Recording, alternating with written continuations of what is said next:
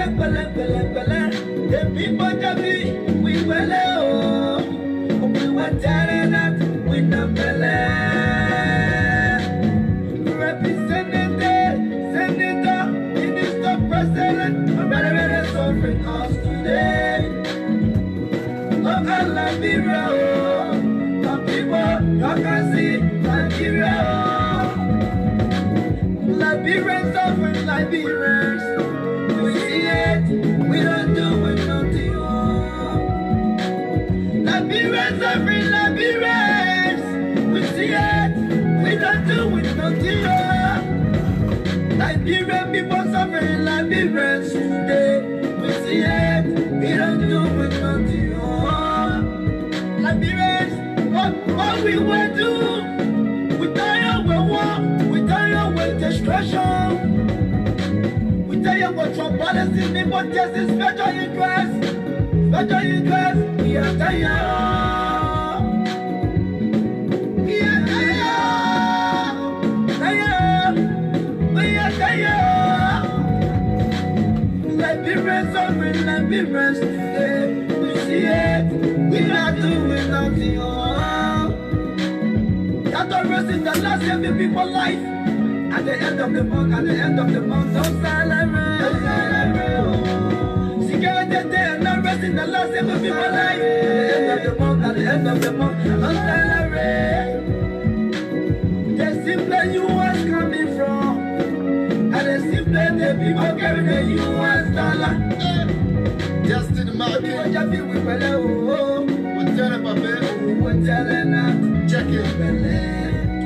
See, long as the keep together, we can move on. Yes. No man won't just united, we can hold on. Of course, move on is not to move on. There is no development that we can boast of. Getting a fellow man job for riches. What's in the form of investment out of hitches. Not because you want to take, but you never slave, no unity. We die in poverty. Yeah, no attention for the disability. Forget the one being somewhere in all that. Now that we stand divided, we go fall flat. Yeah, it doesn't go fall flat. Now a woman won't call that, till they won't call. Look at that. Now a woman won't call that, till they won't call you. Tell her, they can busy the passing, the something they must say. They can busy the passing, the something they must say. I say, oh, yeah, I say, they can busy the passing, the something they must say. They're coming again, they're coming to fool us. We're telling that we not Liberia is the wonder who we are. Nowhere to go, nowhere to run. Liberians, let us stop corruption to rebuild our great nation. Liberians don't be international community for our problems. Our problems is ourselves. Liberians suffering, Liberian today. We see it, we not doing nothing. Shoot number, that's the trouble. Mecca winning, you're the boss, listen to me. Hey, Liberian people are tired. Liberian people, we are tired. Liberian people, listen to me. Make the righteous in what they are. For your figure, for generation to generation. Make the righteous in what they are. The people be with Jelly. We were telling them we jump The people be with Jelly.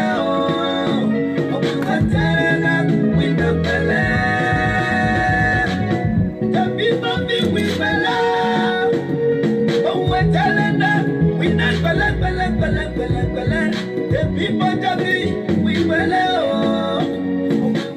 Alright, so let's say good morning, good afternoon, good evening, and wherever you are, whatever the time is to you there, I'll say hello and welcome to the program Profile Liberia. Indeed, this is the program we put issues relative to Mama Liberia under the microscope, and we discuss them, we analyze them as well. We'll give you the chance as well to also make your contribution, have your say with respect to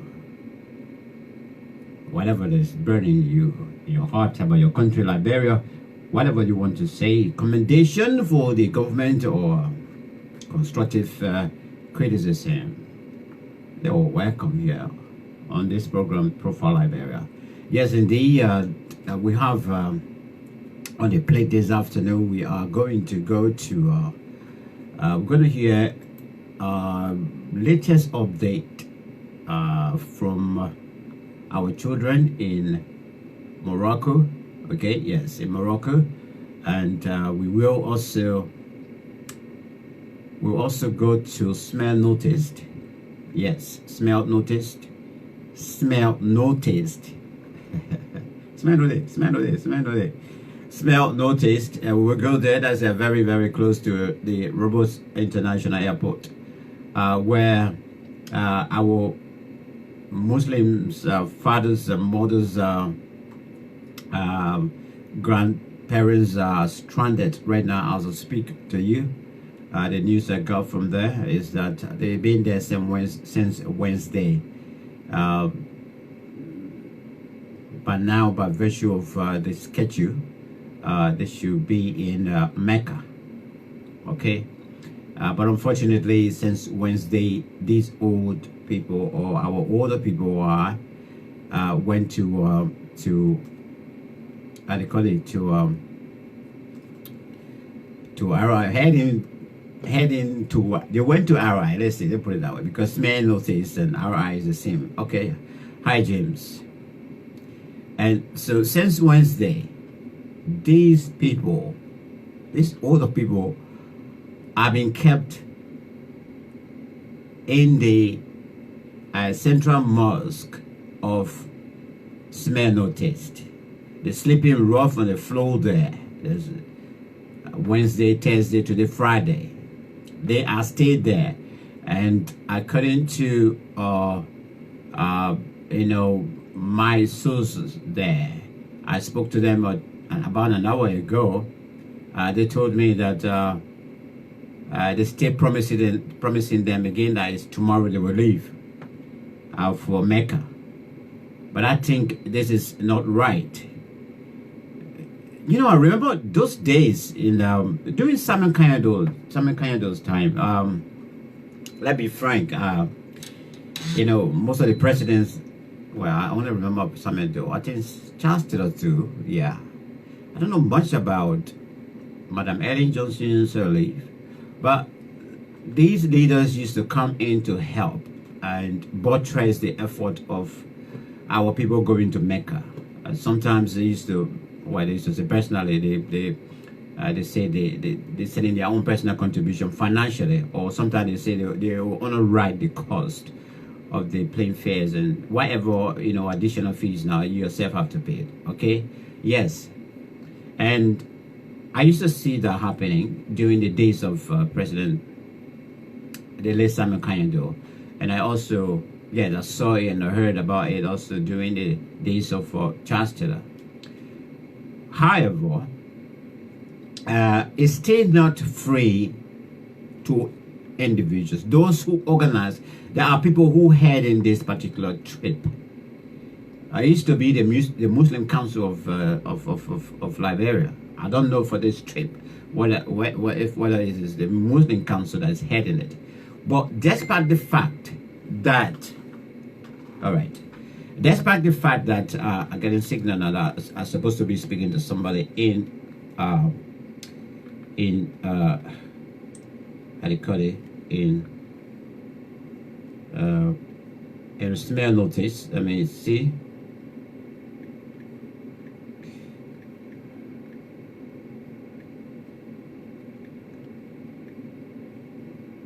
Okay, let me see if I can. If the person is ready to give us update with respect to what is happening there with our people. But yes, what I'm saying, the government or those leaders used to subsidize the trip, but yet then still our parents will still pay something to the organizers, okay? Because they have to run after passports, yellow fuel, you know, certificate, and you know, every small thing. But they will also ask them to pay X amount of money, almost equivalent to what the presidents then used to pay. Now, my understanding that this trip as well It's yet to be confirmed that this trip as well. Let me see if I can go to. I hope. Let's see whether we can get the volume up. Oh God, that's all the volume. I think so. Hello there. Hello. What's happening? Network, I think. Oh, network, give us, please. Don't do this. Why the connection is going through? Oh, the call just dropped. I'm gonna try again. Hello? Hello? Oh, come on. This man notice, give us, it's ringing.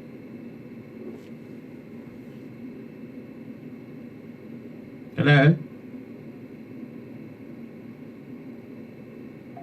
Hello?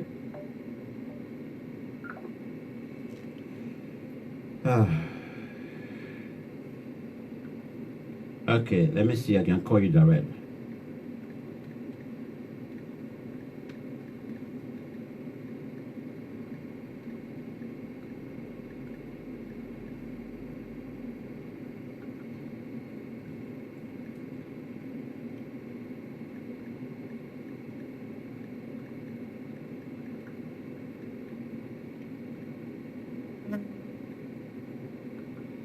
All right, let me see if I can call them direct.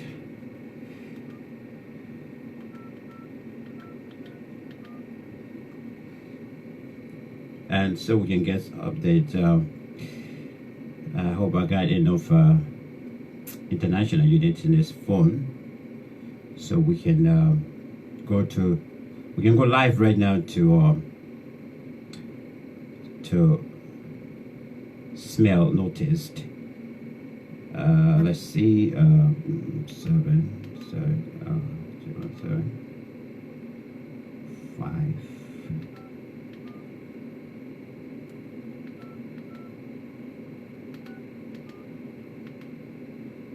Okay.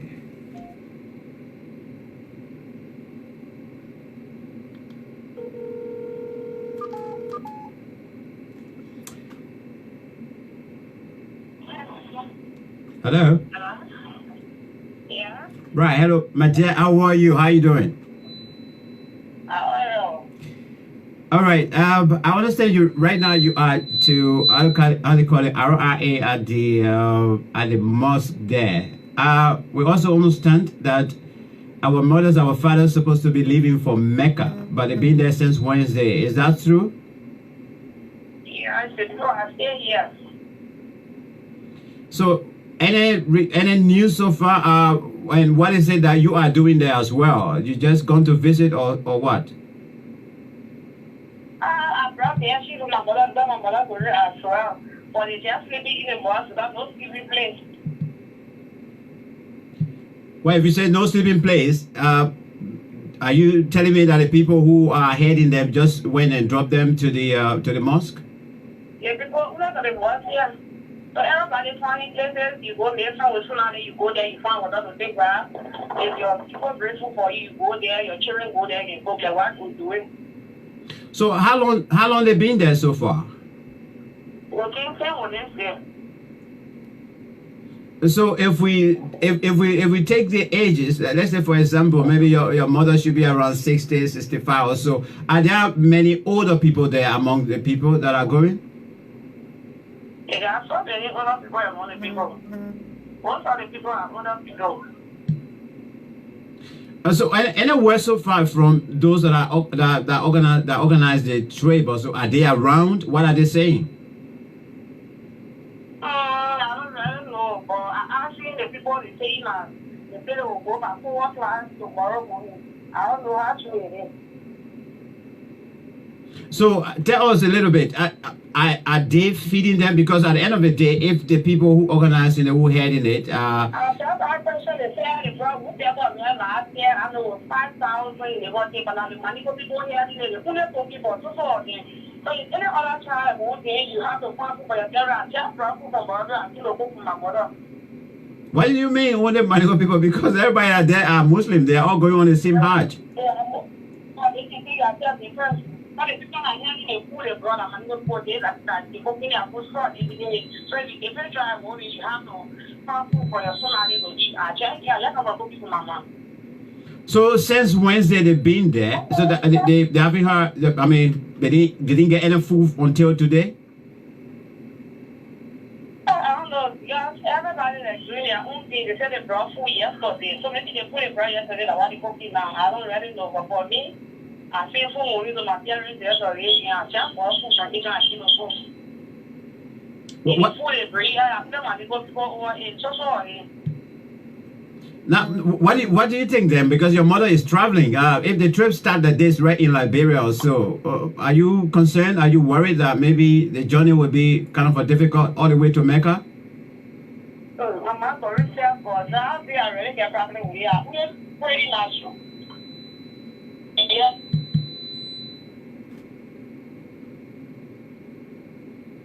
Now nobody there should go for.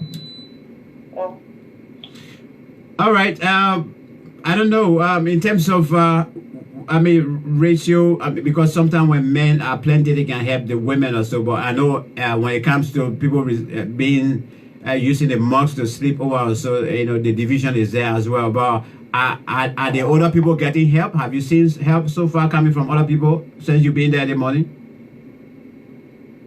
Older people? Yeah, are other people? All the older people, yeah.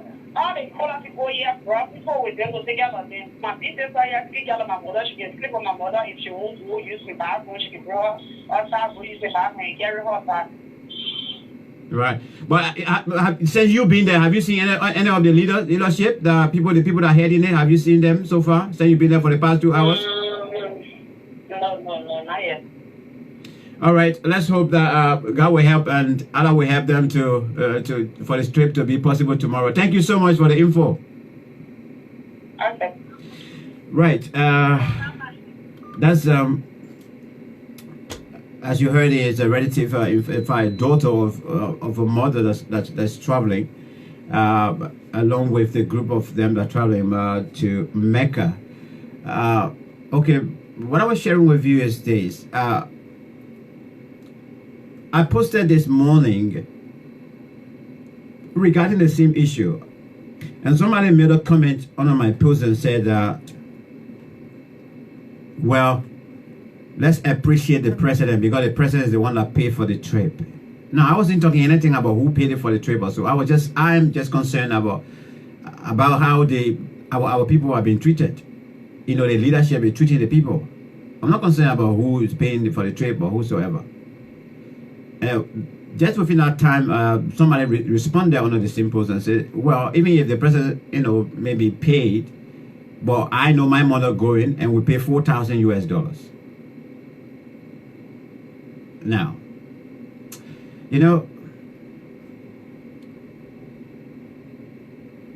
in Nigeria 2 days ago, I was watching it live because I have some Nigerian friends and somebody flagged me watching it live. And his father was traveling as well. 3 chartered flights. They were loaded as quickly as possible and they left.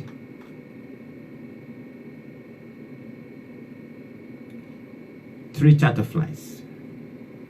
Now we got one, and maybe that one say it can't even fool. I mean, all of them are going from Liberia. They can't even fool the plane.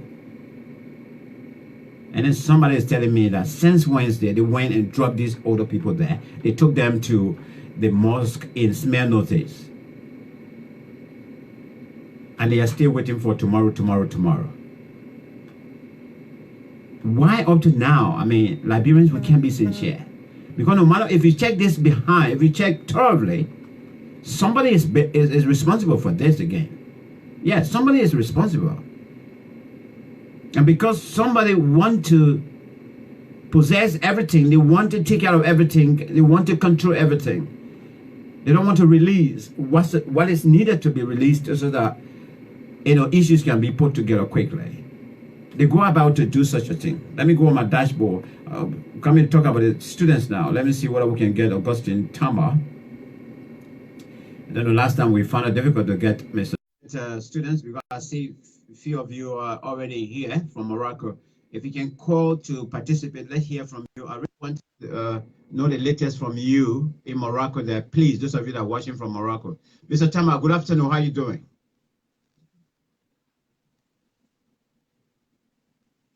Mr. Tama, we can't hear you. I want to see your mouth twisting, but we can't hear you. Hello? Maybe you need to plug the thing properly inside. The earpiece, you need to plug it inside properly.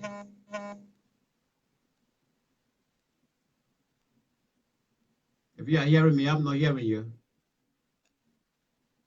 We need to hear you. Or maybe probably take out the earpiece and try and see. Because maybe sometimes the earpiece can have problem. Some kind of sound coming out.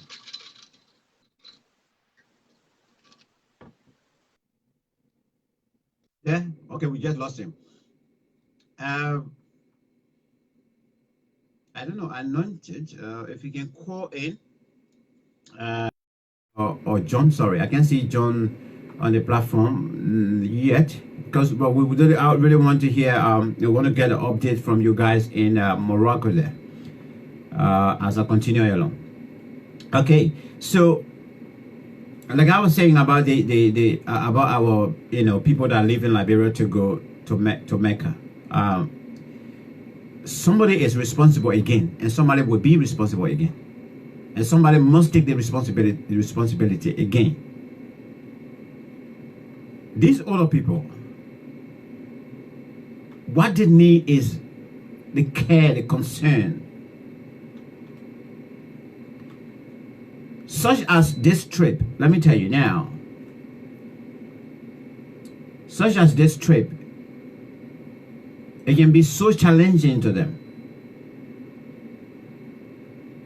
because most of them, if they know they want to really make it next year, they will start praying for it this year, fasting and praying.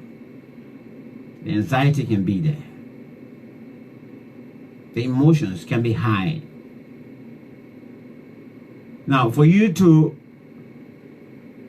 tell them that yes, today is the day, today we are taking you to the airport and we are going to start the trip, because it's not an easy journey, to be frank with you, from Liberia to Saudi. Long journey. Now, how can you take these older people? You just go and dash them, you know, them down there, put them in the mosque. You don't even have mattresses to sleep on. You don't have nothing to help them to sleep on. You don't have food for them, and you just gone away.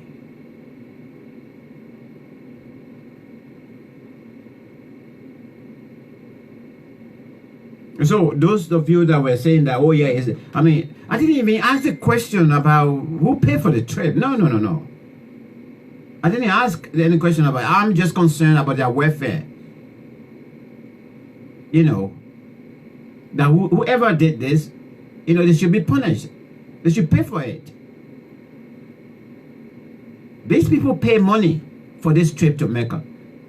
I don't care whether the president came in and actually pay for each individual, you know, flight. It doesn't matter. The fact of the matter now is that you should make sure that the trip is possible.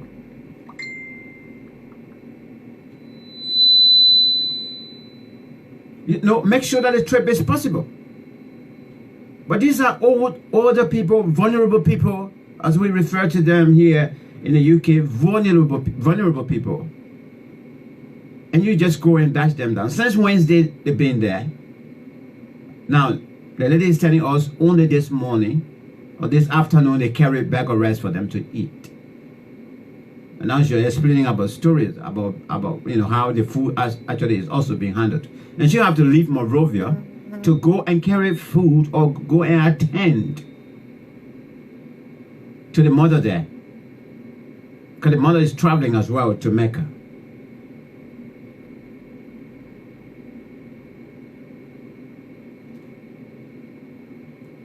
This is wrong. I mean, how can we say we're praying to God? How can we say we are, I don't know, we are righteous, eh? And then we do harm to human beings. It's not right. And let me just share you a little bit of story before we move forward, because I'm still looking. I'm still looking forward. Still looking on my dashboard to see if any of those guys, our children from who are in Morocco, if they can come on the show. We just want to get the latest from them with respect to how things are going on there. But this is the reason I do what I do, especially in terms of advocating for people, advocating for social justice. These are some of the reasons. Because for many of you, when I'm saying things, when I'm posting, either perhaps I'm analyzing the issue or I'm asking questions,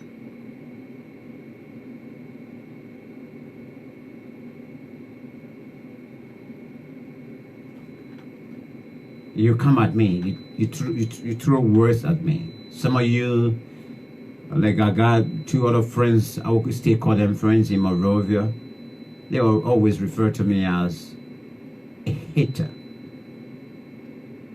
Yeah.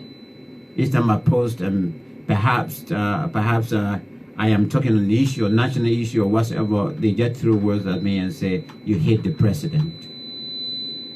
You hate the president.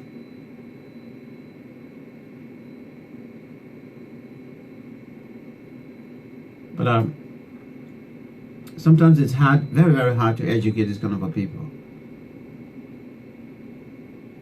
When human being is engulfed with a programming scenario and they allow other people to make them think for themselves, they end up this way. There's nothing about you loving any human being on this planet more than yourself. Or to say, no matter what, I will love this individual and exercise my love for them, whatever they do. There are people who are living their life today in Liberia, especially in the context of Mr. Weir. There are people who are living that kind of a life today in the context of Liberia, that in the case of Mr. Weir, nobody to question him. That everything he does, whatever it is that he threw at us, we should accept it, that it is true and it's okay, and we should accept it and live with it. Yes, we have individuals like that in our society today. But for me, I'm not ready to back down to anybody. No way. And this is where I'm coming out to tell you that I decided to do this because of my past. Because of my past. I don't want anybody right before my eyes, no child,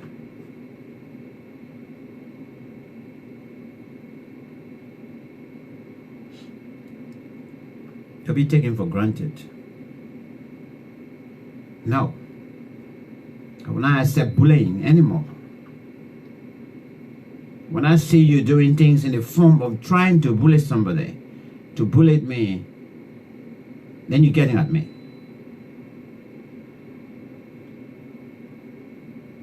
because I went through it as a child. I went through it as a young boy. You go to school, they bullied you. You go in the playground, yes, they are there. The police are there.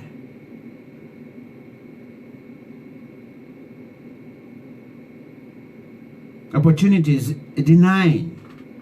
It's denied by so many people. From junior high to senior high. From my 7th grade class. Perhaps all the way to 12th grade. I should have been on scholarship. And go to a school of choice.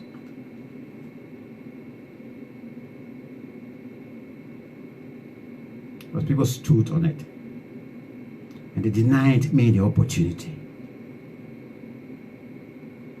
From junior high, from the 7th grade at Matilda Newport Junior High School. From that time, up to from that moment up to the 12th grade class, I should have. The scholarship came, I smelled it, I saw the laser thing. In the twinkle of an eyes, of so many eyes, it was lost. So from blame by so-called friends in the schools and other places to somebody stepping over my dream, the dream of this country boy getting a scholarship to go to any school of his choice. Somebody stood on it.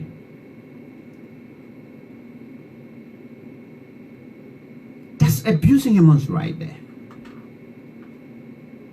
And so when I count all of this, all of what I have gone through and everything, and I reached to the position today that God has given me the opportunity and also blessed me, and I managed to reach to the point that I can say, well, I never thought I would have gotten here, but thank God I'm here. Now, having that opportunity now, I don't think I will sit down and allow anybody else, if I see it happening, and allow anybody else to deny other people opportunities, to bully another child or another human being. No way. You are practicing injustice, and I get to know about it. I'm not going to sit there to clap my hands no longer. No way. I will speak out. This is why even here, my brother Soklo can attest to this. There's a very big company here. They call it Virgin Media. They call it Virgin Company. Once upon a time, I saw the job there. I applied for this job here, and they only told me, say, send your CV via email. But when I look at the job description and what they said there, that we don't need anybody, you know, who actually have training. If you have training, there's an added advantage, but we're going to train you in this area. I said, wow, but then I have already worked in this area, so that's great. This one is a pathway for me to even climb the ladder quickly once I get employment. I applied for this job and sent my CV. I have to even cut down my CV considerably. CV went. Within 5 hours, I got the reply and said, sorry, on this occasion, you did not progress to the next stage. But I just thought to myself, I said, what? I mean, this is a job you don't need. You don't even need somebody who is already trained. You're going to provide training for them. And I already worked in that area for about 2 years. And you're telling me that I'm not qualified to go to the next stage? I couldn't believe this. My friends, let me tell you now, I couldn't believe it. And I decided to say, well, you know what? Let me try something else. And I made another CV which at that time now wasn't in my own name, country boy name, but I invented a name that resembled the culture here. You know what I'm talking about now, right? And I sent this CV off, which was even much shorter. Only 2 or 3 things I put in a paper there and sent it as a CV. When I go look, within 3 hours or so, I got an email replied and say, "Oh, you've been shortlisted for the next stage of the interview." In this CV, I didn't even put anything there that said, "Well, you know, I've already got experience in the area. I worked here for 2 years in a similar role and thing and whatever." Nothing. I just told him I was a check out, you know, to the supermarket or so for 6 months, and that was it. Now I said, "Wow, this is why would this happen?" I didn't know what was going on, okay, but I decided to challenge it. So I went out to seek advice and try to get help or so. When I went to this organization, by the time they heard my case, they said, "Oh, forget it. This is a rejection based on your name. We have had similar cases like this before." I said, "Wow, really?" I said, "Yeah, it's very common. Very common." So I said, "Okay, what should I do?" I said, "Well, if you want, you can take them to court. You know, you can go and defend it." And my people, they just call long at the shot. Without hiring any how do you call it, solicitor or lawyer for this case, I took the company to court. Not a small company here. They got trains, they got buses, they got, you know, different investments. I went to court that day. They brought 3 lawyers to this country boy trying to fight for his right because he wanted to preserve his name. 3 lawyers and I think about 2 other, you know, workers. One of them was my same complexion also. Okay, no matter short, we went through the case and you know, from there this case didn't finish that day, and the judges only sent me a reply in the post and say, "Well, there's no ground on the basis of discrimination because of my name, you know, blah blah blah blah blah, so the case is dismissed."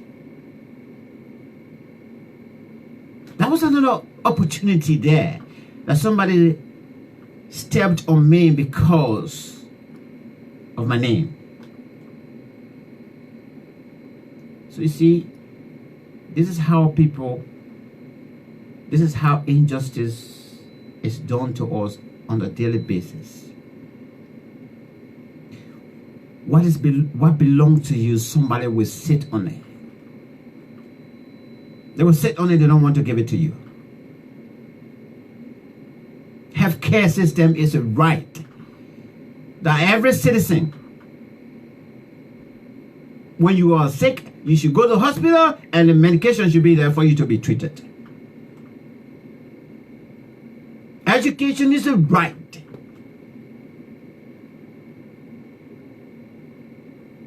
If the citizens are not able to send their children to school, the state should come in and help.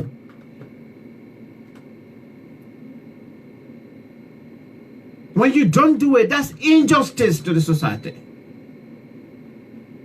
When you don't pay attention to them as a leader, that's injustice to them.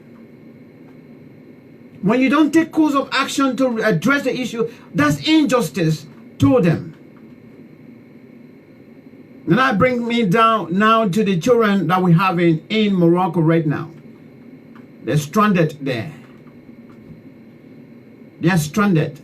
These children, some of them are from 17 years old. I think from 15, 16 years old or so. They're there. And some of them were going to school, not even in Mosurado County, but outside of Mosurado County. Brilliantly, they performed in their schools and they were chosen. because they are so brilliant, there's no need to waste their time, and because their parents won't be able to even send them to schools of their the universities of their choice, let the state help. That was a great thing that this government decided to do. That was very great thing that the past government did also. But then, not only from the initial stage, not only collecting the names, not only putting the parents under the impression, not only putting the children under the impression that indeed they are going to leave Liberia and go and study any course of their choice. Not only that, but the continuation of their support is vital. 54 students.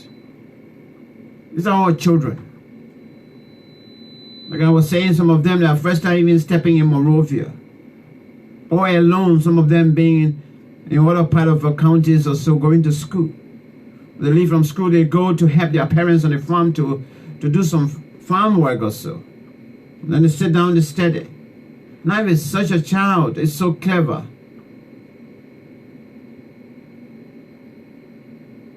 The best thing the state can do is to invest in that child and lift them up. And they will help to lift the country as well. That was happening then. That was somewhere around October last year. And the government, the CDC government announced that yeah, they were giving scholarship to these students.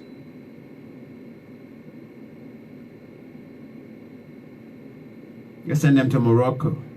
The arrangement was that every month they'll get full money. Every month they will get their money to also pay their rent. Now I know very, very well that the arrangement was also the arrangement, or the middle person was our embassy in Morocco, in Rabat.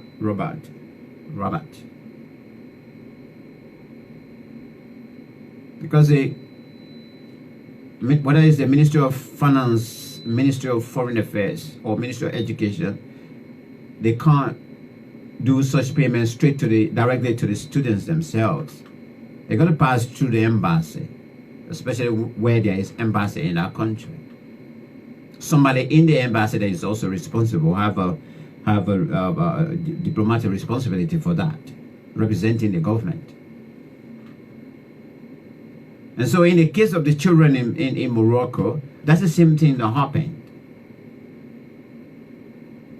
Because the fact of the matter is, before even the children having to leave their country to go, arrangement must have been made already with landlords that, you know, when they come, the moment they reach, maybe they're reaching at night, they're reaching late evening or so, and, you know, they have to be taken strictly to those accommodations. So obviously, it's done in a way that they shouldn't, you know, face any problem on the day of arrival and onwards. But in the case of these children, yeah, probably that was done at the early stage.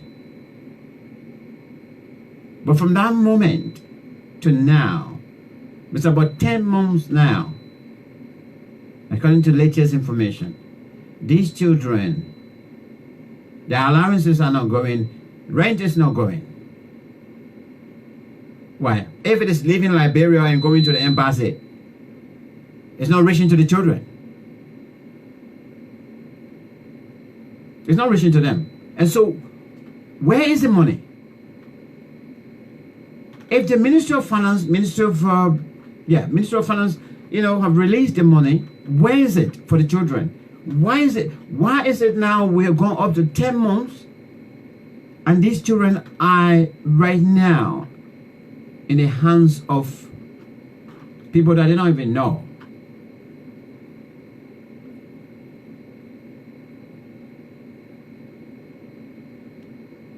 And then before yesterday, and you know, the children, when I hosted them on the first day, that was last week, because the moment I heard about the issue, I was so concerned because of past experience as well, myself here. I decided to get into it and to help them. Since last week, we started it. And even on the first day of me having them, hosting them on the show here, to hear what is going on there before we can continue to add our voices there. At the end of that day, I told them, I said, you know why? This is of no joke now. What you guys have gotten, it seems to be there's nobody listening to you guys. The best thing you should do, you take your things, your belongings, you put your suitcases together. You go to that embassy and tell the ambassador that we are here. We are not leaving until you can settle whatever you need to settle with the landlords, with us, and then we can leave. I said, y'all get prepared. What I told them, I said, go and tell your friends that the next time, let's say tomorrow, y'all go to the embassy, collect your things. Y'all put in the suitcases, y'all get your sleeping, if y'all get sleeping bags or whatever, y'all get small mattresses, y'all take it. And y'all go and sleep in the embassy there. If they don't want to put you inside the embassy, you can take the whole compound and sleep there. And be there until night can come. Exactly the children then did it. And this is what our ambassador did. And this is why I'm calling her. I wrote my letter this morning to the president. It will be on the news tomorrow. Mr. President, there's a need to recall the ambassador, the Liberian ambassador to Morocco now. He is a disgrace to this country. He is a disgrace to the people of Liberia. He is a big disgrace to those children. A very, very heavy, very, very, very big disappointment to those children. Their future. How can we say you are working on the policies that says hope for change or change for hope, whichever way you twist it? And then you're treating your children, your future leaders like this. Now, for those of you that didn't know anything about it, I wanted to note when the children got there, I don't know whether he didn't even, because I was watching the live, he didn't even introduce himself, he just started speaking. So whether it was the ambassador or somebody, one of the high ups or so. You know, we've been trying to help you, we're still trying to help you and whatever. What we want you to do and remain calm. We're speaking to the high up. We're speaking to, come on, man. And this man started saying stuff that if I was present at that particular moment, like one of my brothers said yesterday, I think it was Amos. If I was there, my ambassador was going to go in flame. And this guy was so brave. I'll call you a guy. This is not in a diplomatic circle. I'm going to put that one side, okay? And this guy started telling the children, you should go back home. You know, we're trying to resolve the issue. We're trying something with you. And 10 months ago, those children went there in the morning to evening. This ambassador never gave them a bottle of water each to drink. I'm not talking about food. And the children already, they complaining that they can't even eat bread. They struggle to even eat bread from one friend to another. And they've gone to you as a father, as an ambassador. Yes, indeed.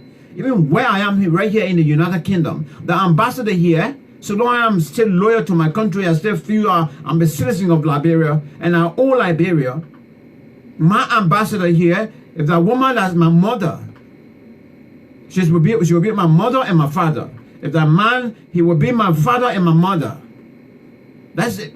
That is a direct representation of the president of the Republic of Liberia here. When I enter that embassy, it is the Republic of Liberia I am entering in as a citizen. So imagine me being in trouble and I gone to the embassy. I need a redress to this case. I need help. And imagine the ambassador coming and telling me that I should leave. If I don't leave, he or she will call the police on me. And that's why exactly happened yesterday, yesterday with the children in Morocco. And this so-called ambassador came. I will refer to you as so-called. You can do me anything what you want, ever you want to do to me. This so-called ambassador came outside only to threaten the children. We're going to call the police on you. Come on, man. Are you a diplomat, really? Is that what you learned? Is that what you read? When you sat down in that classroom and learning and reading about international relations and politics? Is that what you learned, that a diplomat, that how they should behave with their citizens? Only for this man to come and threaten the children. And at the end, he did what he wanted to do.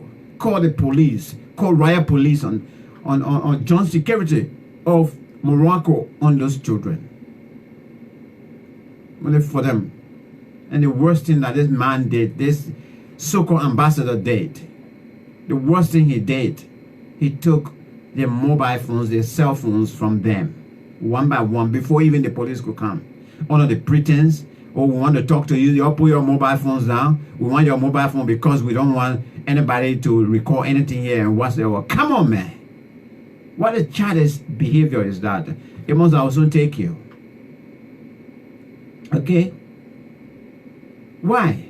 Why should this man behave like this? And it's going to 4 days now that this man is still serving as an ambassador, Liberian ambassador to Morocco?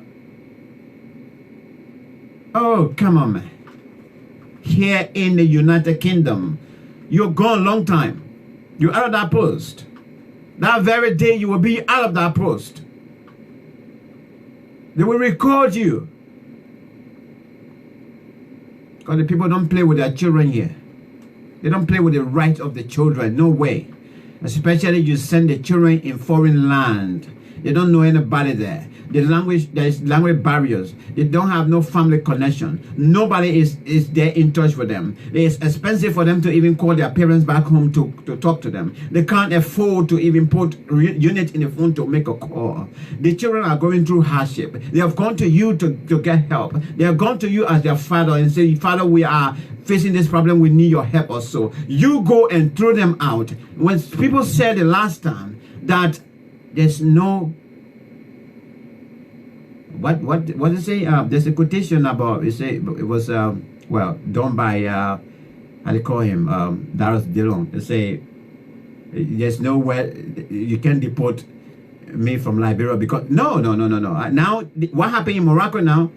That's been overshadowed now, because the embassy of the Republic of Liberia is the Republic of Liberia right there.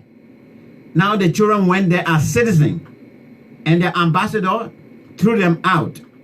So in a sense, he deported them. Yeah, I want you to get me there. From the background of international relations and politics. In a sense, in a clear sense, these children were deported from Liberia. Though they are Liberian, but they were deported. Yeah, I want you to get me. When you leave from anywhere you are, the embassy there is your home, your proper home, your protective home. If even you have been sought, or maybe something's happening and within your community also, and you find a place to go and seek refuge, you have the right to go to your embassy. And whoever is there is supposed to protect you.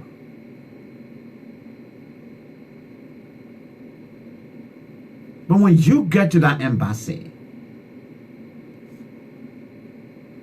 and the ambassador throw you out, call police on you as citizen of that country, the ambassador is actually deporting you. Now imagine you've been deported, you've been kicked out of your country. And these are all children, for God's sake. Why on earth this man is still serving as an ambassador to Liberia? Why? Mr. President, President George Weah, why on earth that this man is still serving as president, as an ambassador, representing you, representing the Republic of Liberia in Morocco, after the treatment of these children, after he threw these children out, he put them in the hands of the lions. Y'all go and chew them, put them in the hands of the strangers, do anything you want to do to them. Yes, exactly that's what the ambassador did. He doesn't know the police. He only called the police headquarters. When they send those men, he doesn't know them. No. Whether the police, I mean, the number he ran, whether the, you know, real police, legitimate police, but all we saw that day on the video live, we saw men in uniform, some kind of uniform, and was arriving there and taking the children away at night. And so that you don't walk. The children are, you know, as our live that same night, day before yesterday night. One of them went on live and I was streaming it live as well. We could see them walking in the street. And the boss saying, we don't even know where we're going. They just say we should walk behind them. We should walk with them. Some of them in front, some of them behind. Now, there was no embassy officials there. Nobody was there. How can you do this to your children in foreign land? And you call yourself a father. You call yourself an ambassador. Just that title, ambassador. Because even in universities, we have, you know, when university is about to, when universities are about to open, you know, we actually we've chosen to go and help, you know, especially during the open days and things.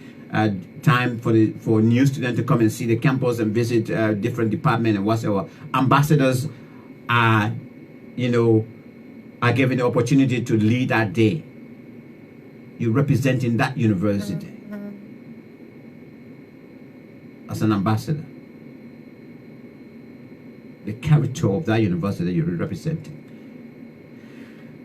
Now, these students, the new students are coming. They're coming to see your campus. They're coming to see what's going there, and they want to see the department. They want to meet other people and talk with them how they can, you know, apply and become students there. We, the ambassadors, when we go, we have to behave well to them, and our presence to them is the presence of the university, because we are now, we're the ambassador. We are now between the university and the student that want to come in. Now, my misbehavior there will turn the student away. The way I will receive them and, you know, help to direct them, you know, talk to them and what's it would go also give them encouragement, first of all, to get on our bus, and then we head to the campus. On a diplomatic circle, as an ambassador, that's the same work. You represent the president and the government, your country. You are in that country for your people. Number one, for your people that are in that country. Let's forget about diplomatic relationship, you know, between you being between the governments and governments. No, your first priority are your citizens that are there. That's why it comes in a diplomatic circle. By the time you got your assignment, you take over also. That's why you see some of them, by the time they go there, they try to look for community organizations, representations of their country, of their citizens in that country. And any ambassador that will set that scene that way at the very early stage, you are setting the right path, you know, taking the right path. It means that you are there to work with your people and for them. Some of them, by the time we send them, they only take their family. They didn't get time. They only get time for their family. They're taking a loan, go and find schools for them, get, you know, second house and be there and whatsoever. That's it. They finish. C'est fini. until somewhere around July 26th or so, when they're organizing something, they say, oh, we're looking for Liberian community in this country or so. We're so sorry. I don't think one of the children, I don't know. I mean, I'm getting concerned now because none of them is coming on air today from Morocco. So I'm getting concerned. I don't know how concerned are you, but I'm getting concerned. And none of them is coming actually to talk to us. I'm getting concerned now. I'm getting concerned because we're supposed to see them. At least one of them is supposed to come now and talk to us and let us know what is happening. What is happening with them in Morocco. But up to now, I can't see any of them online or so.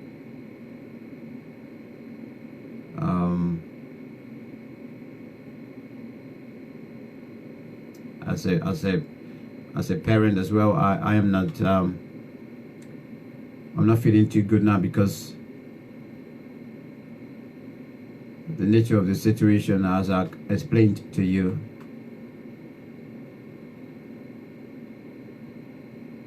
Because I know our people.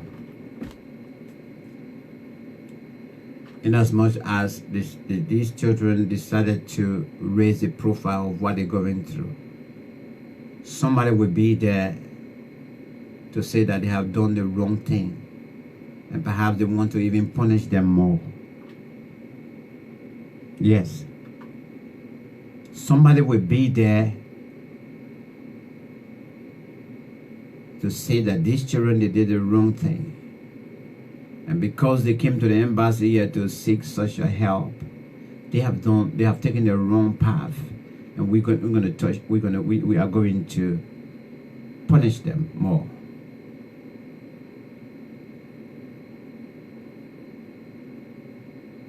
That's where my fear is. I know we live in a society today that anybody can do anything to you, and at the end, they might end up going free. Without anybody asking question, without the authorities speaking for the victim. And this is why I was so much concerned the last time. I was so worried the last time when the president spoke out and openly, and it went on the international wire, threatening your own citizen. If you curse me, you will have no street to walk on here in Liberia.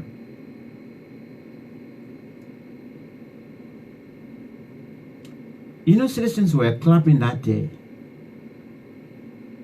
Yeah. They clapped. When the president made that statement, that whoever insults him will not have a street to walk on in Liberia. And I could hear citizens clapping.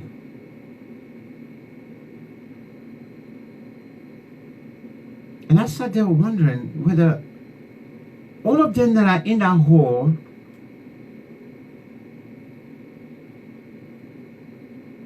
the president actually in connection with them and their family people.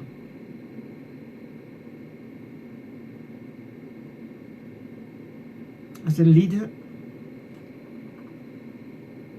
this is where some people don't get me, you know.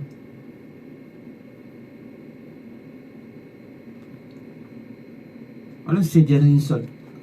I will never insult President Weir the way other people can use their platform to do it. When it comes to policies and implementations, when it comes to injustice, I will talk. I will criticize constructively.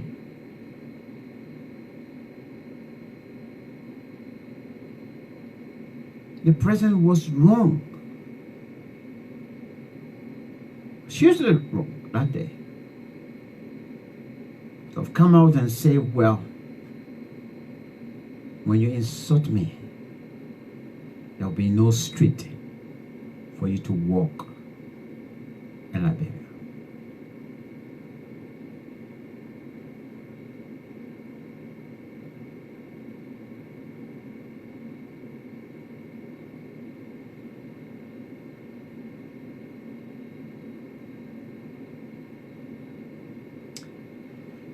The last portion of the discussion today, I think we're having problem with the camera, so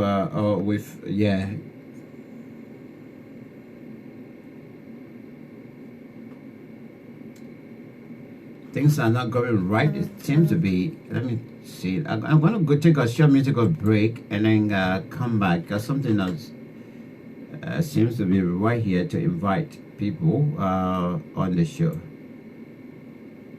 Better for the one. They just say I'll be that player. They can't do anything. The first of the people, yo. My Ali, Joey, bring our money back. My Ali, Joey, we want our money back. My Ali,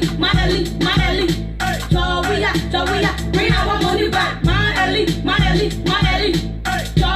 Joey, we want our money back. That's just a thing ago. Stealing for hungry people. All on you control to who we carry complete. Continue work for free people. We're all our police people. That kind of story my people will listen to. Students not go read the school. You bring the 60 billion. Black people fall in the street. Bring the 60 billion. Paper people in the bring the 60 billion. Musicians stand up in the church. Bring the 60 billion. We want a 60 billion. So big on the road. We want a 60 billion for people in Logato. We want a 60 billion. See you Russia killing people. That's why they started show. I'm fucking Taraco. My Ali, Joey, bring our money back. My Ali, Joey, we want our money back. My Ali, Joey, bring our money back. My Ali, Joey, we want our money back. Traffic for culture where I was 60 billion. That's what that any bonnet to fair with the 60 billion. Now they call daily minister for the 60 billion. They you can tell us we not get no 60 billion. Now make it fun for what can be fun at 60 billion. For what for the meme, second man you comment. For what for security that flying will continue. My Ali, Joey, bring our money back. My Ali, Joey, we want our money back. My Ali, Joey, bring our money back. My Ali, Joey, we want our money back. Yeah, MC Carol, I'm saying bring our money back.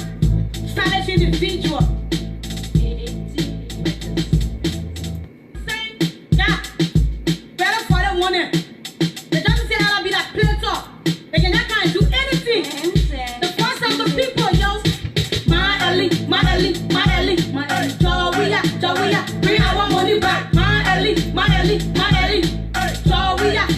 We want our money back. My Ali, Joey, bring our money back. My Ali,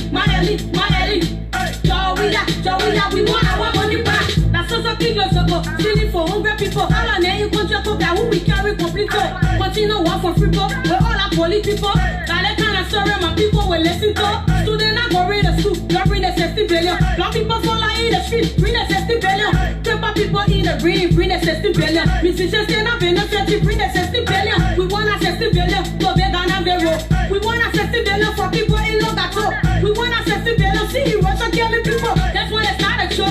I'm fucking Taraco. My Ali, Joey, bring our money back. My Ali, Joey, we want our money back. My Ali, Joey, bring our money back. My Ali,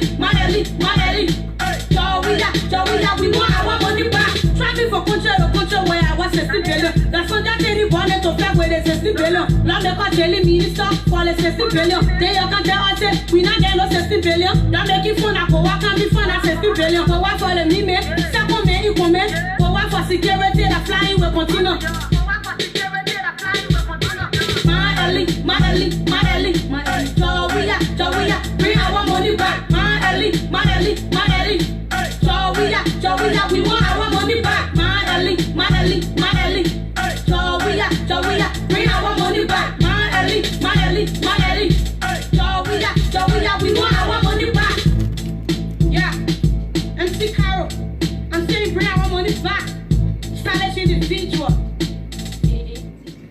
yeah, indeed. Our own MC Carol there. Bring our money back. Yes, we stay here. All right, let's go now to the issue of NEC. I'm so sorry. I think I'm having my video problem today in terms of getting people on. Yeah, I think we're having some problem here. Oh. Hey. Check.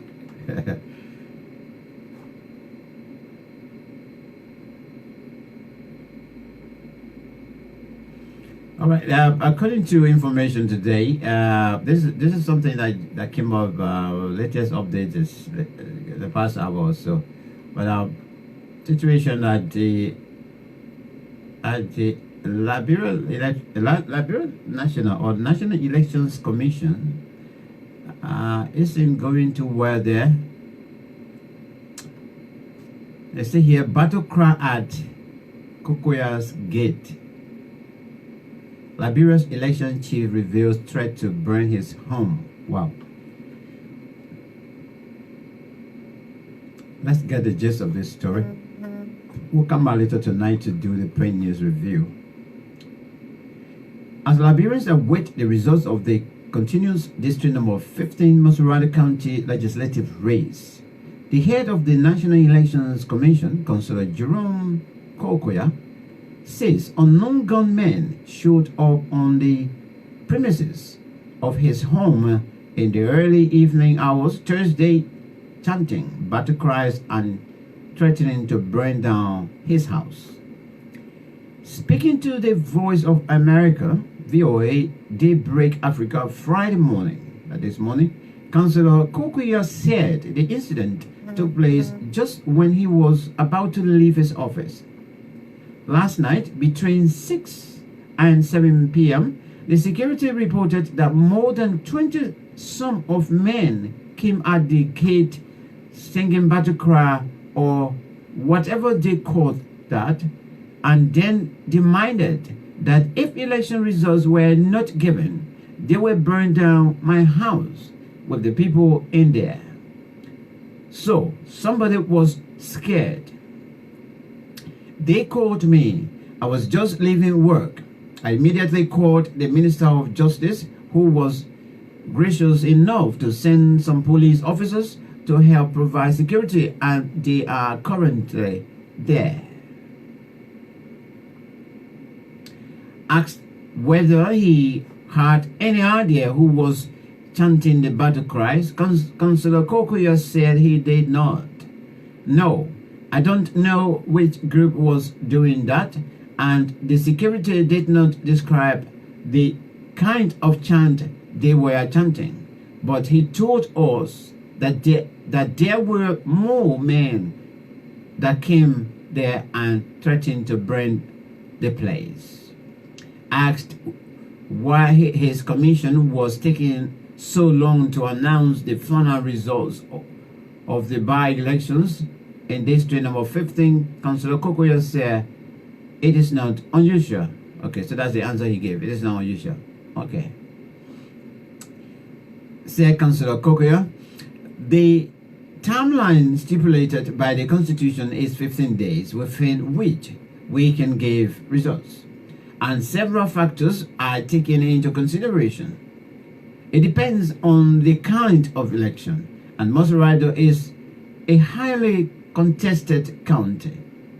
It is very, very tough, and under the law, once you have complaints being filed by any of the candidates or any of the candidates or for that matter, you have to resolve that before you even proceed. The National Election Commission board said the commission is looking into complaints of foul play. So what we have here is that we have complaints alleging some foul play at least 4 prisons in district number 15. The complaint was filed by 2 of the candidates in the representative race, including Mrs. Ure. So based on that complaint, we ordered that the results from those precincts be quarantined. Maybe we may have to recheck the ballots. And so initial conference was held Thursday with the complainants, and I think our independent hearing office will immediately begin investigation. So we have to conclude that before we can proceed with the further reporting of the representative side, for the Senate, we have completed about 98%, which we might be announcing Friday. In numbers released so far, the 4 position participants, Unity Party, Liberty Party, Alternative National Congress, and All Liberia Party backed candidate Mr. Abraham Deros Dillon is already crossing to an emphatic victory in the senatorial race, way ahead of his main challenger, Mr. Dillon has so far received 53,270 votes, representing 53.88%, while Ms. Wei of the CDC has so far accumulated 36,531 votes, representing 36.94%. The Elections Commission Chair's revelation comes in the midst of a controversy surrounding the disputed elections in Mosuradi County District number 15, where the ruling Coalition for Democratic Changes candidate Mr. Abu Kamara and the opposition Tala Yuri are said to be running neck and neck. Results announced so far by NEC show that out of the 94 polling centers in Mosurado District number 15, 65 centers have reported Kamara accumulating 5,515 votes, accounting for 45.95%, while Ure of the All Liberian Party received 4,540 votes, which accounts for 37.82%.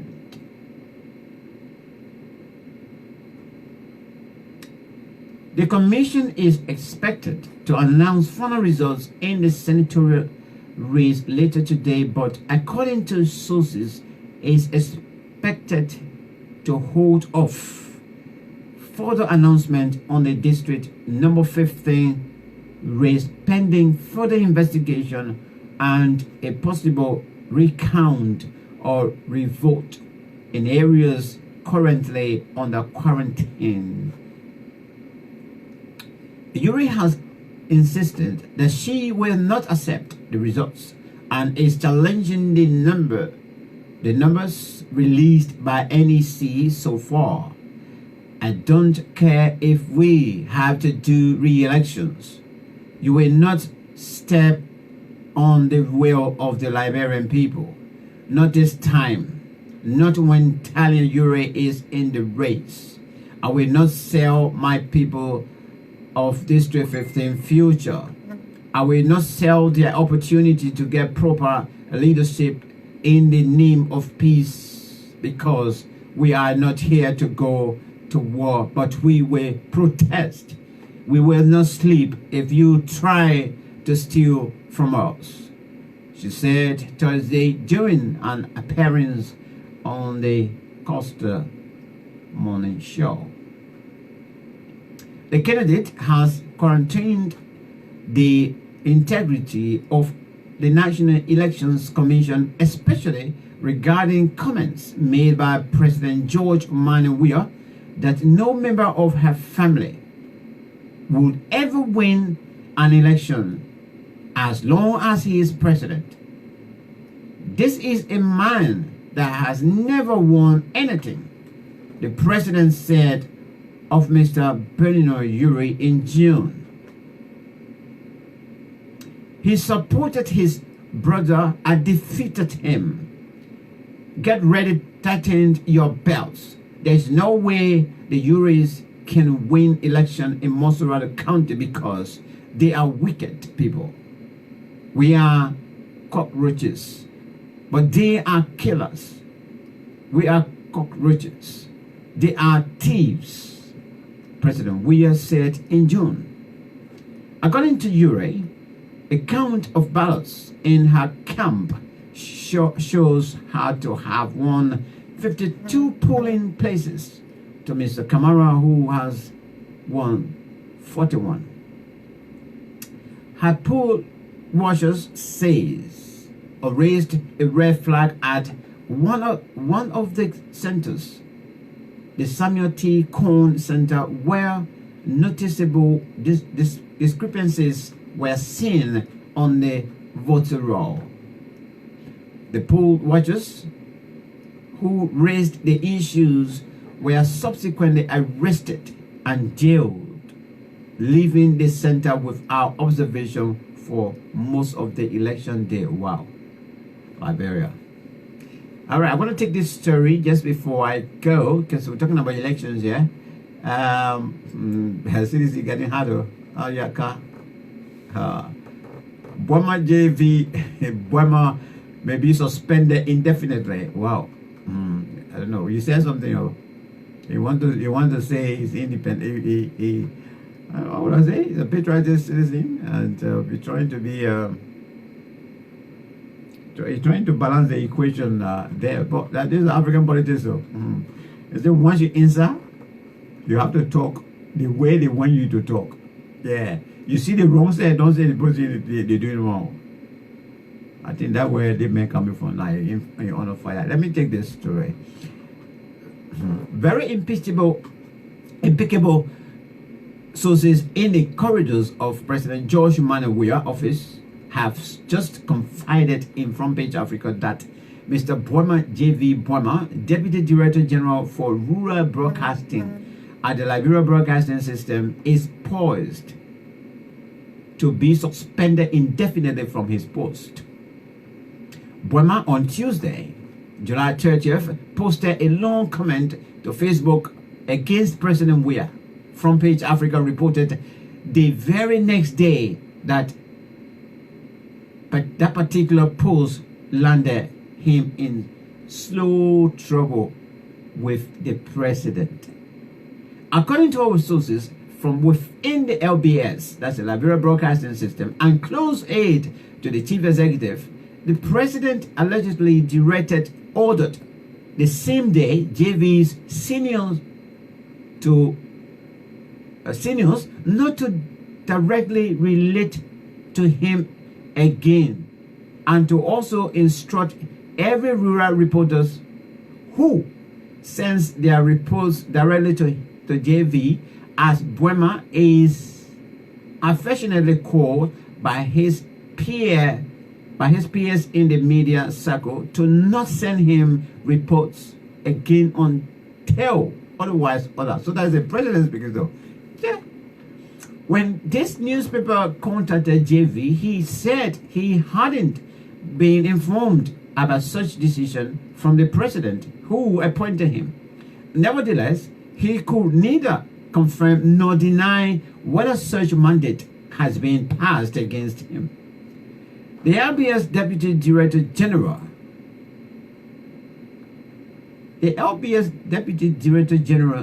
post was made in the wake of the Mosurado County by-election, which was held on Monday, July 29. According to JV, the ruling Coalition for Democratic Change, CDC, is losing grip on its perceived stronghold of Mosurado County because the government is not living up to the promises made to its supporters. When I read his post, This is one thing he said there. He was quite blunt. He was really, really honest to call to check his own house. That's the CDC. And tell them, say, something wrong somewhere. We need to wake up. Okay? According to JV, the ruling coalition for democratic change CDC is losing grip on its perceived stronghold of Masorada County because the government is not living up to the promises made to its supporters. The senatorial and representative by-elections were held to find replacement for the late Senator Geraldine Doe Sharif, who died after a protracted illness, and Representative Adolfo Lawrence, Masorada District number 15, who met his untimely demise in a tragic car accident along the Roberts International Airport, RI Highway. CDC has, over the years, boasted that Masorada is its stronghold, and results from previous elections have somehow proved the party's claims. However, taking to his Facebook page barely 24 hours after the July 29 by-elections, JV declared that the overwhelming support to the opposition's senatorial candidate Abraham Darius Delon is a clear statement that the party's supporters are not happy with the government because it is not seeking their welfare. JV wrote to Ahmed, "I didn't sleep last night. I struggled between sleep and wake all through last night. I was on the streets talking to people and compiling results to know whether we won the elections. Indeed, the results are not what we all opted for. I, for instance, wanted a result that could have given us a commanding victory, not a slim margin. Yes, we must not be struggling to win here in this county. This is where our party started winning polls. This is where the revolution that unheard the people's struggle was signed and sealed. I am still convinced that our two candidates will win. But to be frank, we should not be struggling for a victory in this county at this early stage of our presidency. We came to power on the populist ideology. We made so many promises to our people that we have not lived to fulfill up till now. Majority of our people who struggled with us in the slums are yet to be given better jobs or even empowered by their own government to start a better life. He further claimed that his party is deserting its supporters, and the by-election votes against the party were an internal revolt and a message to the president to look down on his supporters. Yes, this was a revolution. Our people did not struggle to become beggars. The results seen out there is as a result of an internal revolt. Majority of our once zealous supporters have gone sour. They are not happy at all. They are not happy with us, Mr. President. Majority of those who voted for Delon are our own very citizens. Some didn't even turn up to vote. Those who chose or opted to went against us. Their message is clear. Look into our direction now too. Writing for the JV noted that although his statement might cost him his job, he was not worried as it is better to speak out now than to pretend and live with negative consequences. Addressing President Weah directly, he wrote, "I know people would advise you to dismiss me. I will not die. I didn't die yesterday. I wouldn't die today. Mr. President, you have the power to do so. But it is better I say this now than to pretend and live with a negative consequences forever."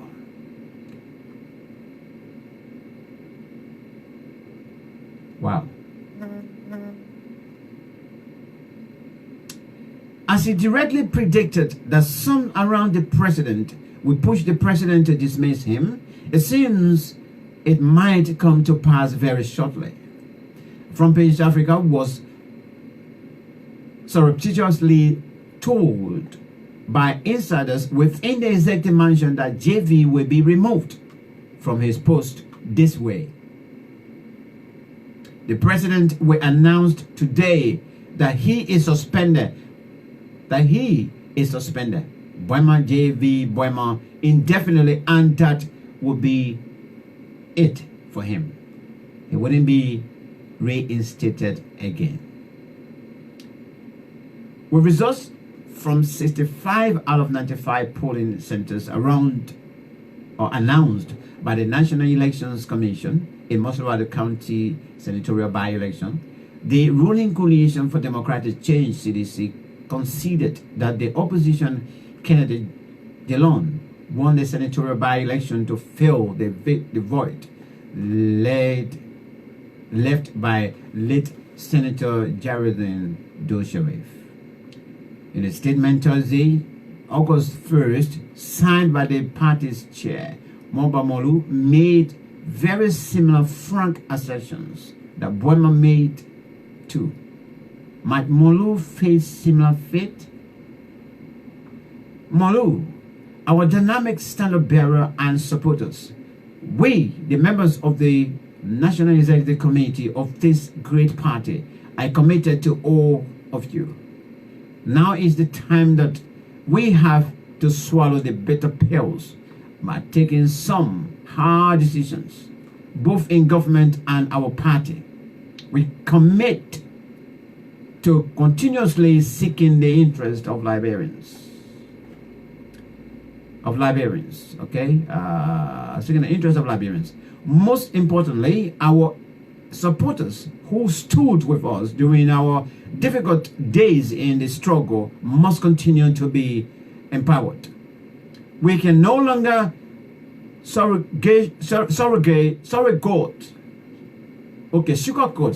can no longer sugarcoat this reality. Let me see who is on the board. I was trying to get there. That's his brains, yeah. One more finishing with the story now.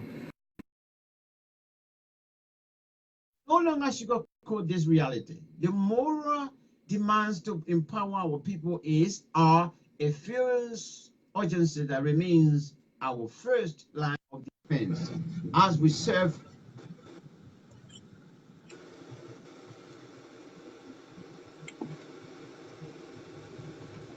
Masagizi, hello.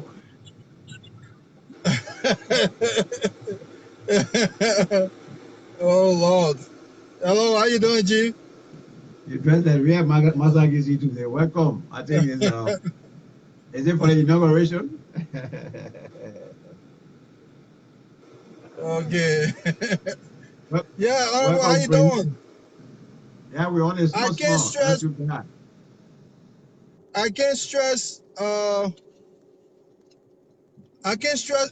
and put more emphasis on how much I appreciate you on the issues of choice that you use your platform and your resources to champion.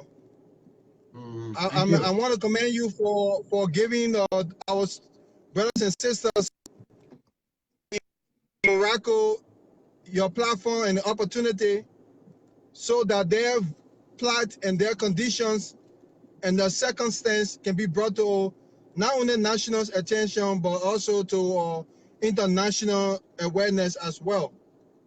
Thank you so much. Yeah. I hope that most of us who have the platforms like yours, we can be able to correlate and coordinate, and also be able to push issues of national concerns to carry it as most international stations, as we see today around the world. If there's any breaking news about America, if you turn on CNN, you'll hear that same news.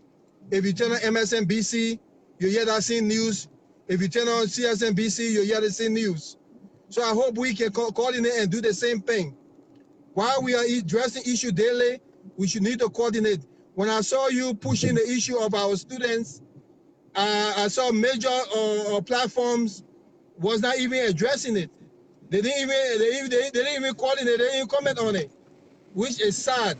That is the reason why we cannot have an effective way to argue or discuss or dispute the agenda as it relates to our country. But thank you very much, and enough of the platitude, enough of the thank you. Let's get to the meat and bone and the bread and butter issue of the nation. I see we are having what I consider a deja vu. And for those of you who don't understand what deja vu is, that for you to have the same similar experience repeating itself in sort of kind of like a dream-like thing. You're having the same thing. You're like, oh, this thing just happened. And that is what is taking place in our country. We're seeing that our democracy is not only under threat, but our democracy has been hijacked. And I will make this claim definitively with an argument. I can put a supporting argument to that. And unless we stand up, unless we rise up, unless we speak up, unless we encourage our people to be emboldened, we will see that we will lose 12 years of success. Success not in the sense of in the sense of infrastructure success or economic success, but in the sense of success that we can be able to live in peace and enjoy even the facade of it. If we don't speak up, we will lose that. Yeah. And one of the things that put me in desperation or despotism to continue to speak the way I speak sometimes, it was that I know Prince Johnson, the killer Prince Johnson. I was in his territory, Bruce Island, Morovia, when he was there. I walk circumspectly as wise when it comes to in dealing with Prince Johnson. And Prince Johnson made a profound statement during the election that cautioned the Liberian people that if George will become president, war will come to Liberia. Yeah. And if you listen to that statement, he didn't just make an off-the-cuff statement or a political statement or just a dumbfounded statement. He made that statement with a supporting argument. And the supporting argument was that these people, they are opposition, and they are very, very intolerant. They are very, very resistant to compromise. What will happen if you give these people power? What will happen? So that was Prince Johnson's fear. And exactly what we're seeing now, that fear is coming to materialize. I listen to Jefferson Kochi, and the sad thing is that those people who doesn't seem to care much about how much the value, put an assets value, or put a quantitative value on the peace that we enjoyed for 12 years, that it was not secure by any one man, but rather it was secured by the weariness of the Liberian people and by the blood that was spilled on the ground. Some of the blood that is still crying out for justice. For Jefferson Kochi to stand up today and speak with no caution, with caution. And Jefferson Kochi, those are the people that were, most of them, when we were when war was going, when we were hungry, when we were dying from starvation, when we were dying from fear, when we were running for our lives. Some of these people were all in different countries. Joe, we were in Europe living the best life. Jefferson country, I don't know where you are, refugee camp. Yeah. Eugene Franco were on Buduburan camp, getting all the best food for the United Nations. Akara Great, Maluba Malu were on the camp. When we were there seeing dog eating dead body on the street. So they don't care. They don't have the...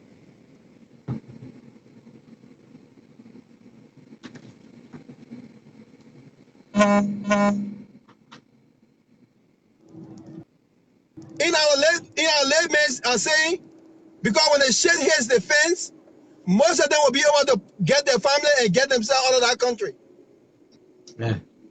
And having said that, I want to say to the Liberian people, there will be no bloodshed, because we know that these people are the system that is in power right now is blood tested. And the reason they're blood tested because they feel that they cannot do what they promised the Liberian people. They can't do it because of incompetency, not because of any conspiracy, not an existential conspiracy, not an internal conspiracy. It's their own doing that caused it's a consequence of them not being able to fulfill their promises. Greed, nepotism, tribalism, sectionalism, and all the ism. And inaccountability and the transparency. That's what got them to be in the position they are today. Yes, a political party, some people are politicizing it, and that's the beauty of politics.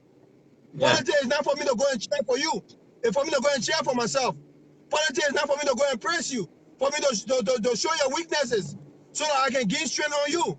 So I know people are politicizing it, people are using it for their own political advantages, but what is happening right now is their own doing.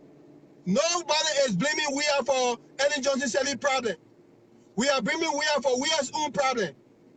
We are inability to communicate to the people. We are inability to unite the people. We are inability to be able to lead our people as a leader of the country, not a leader of a political party. So we are seeing what we are seeing right now as a consequence, direct consequence of the people of the type of leadership we have. And the only way we can stand against this to prevent what will possibly be a bloodbath in our country. And yeah, when I say a bloodbath, I'm not saying it in terms of wishfulness. I'm saying it in terms of consciousness, so that it cannot happen, and should not happen, and will not happen, and it does not have to happen.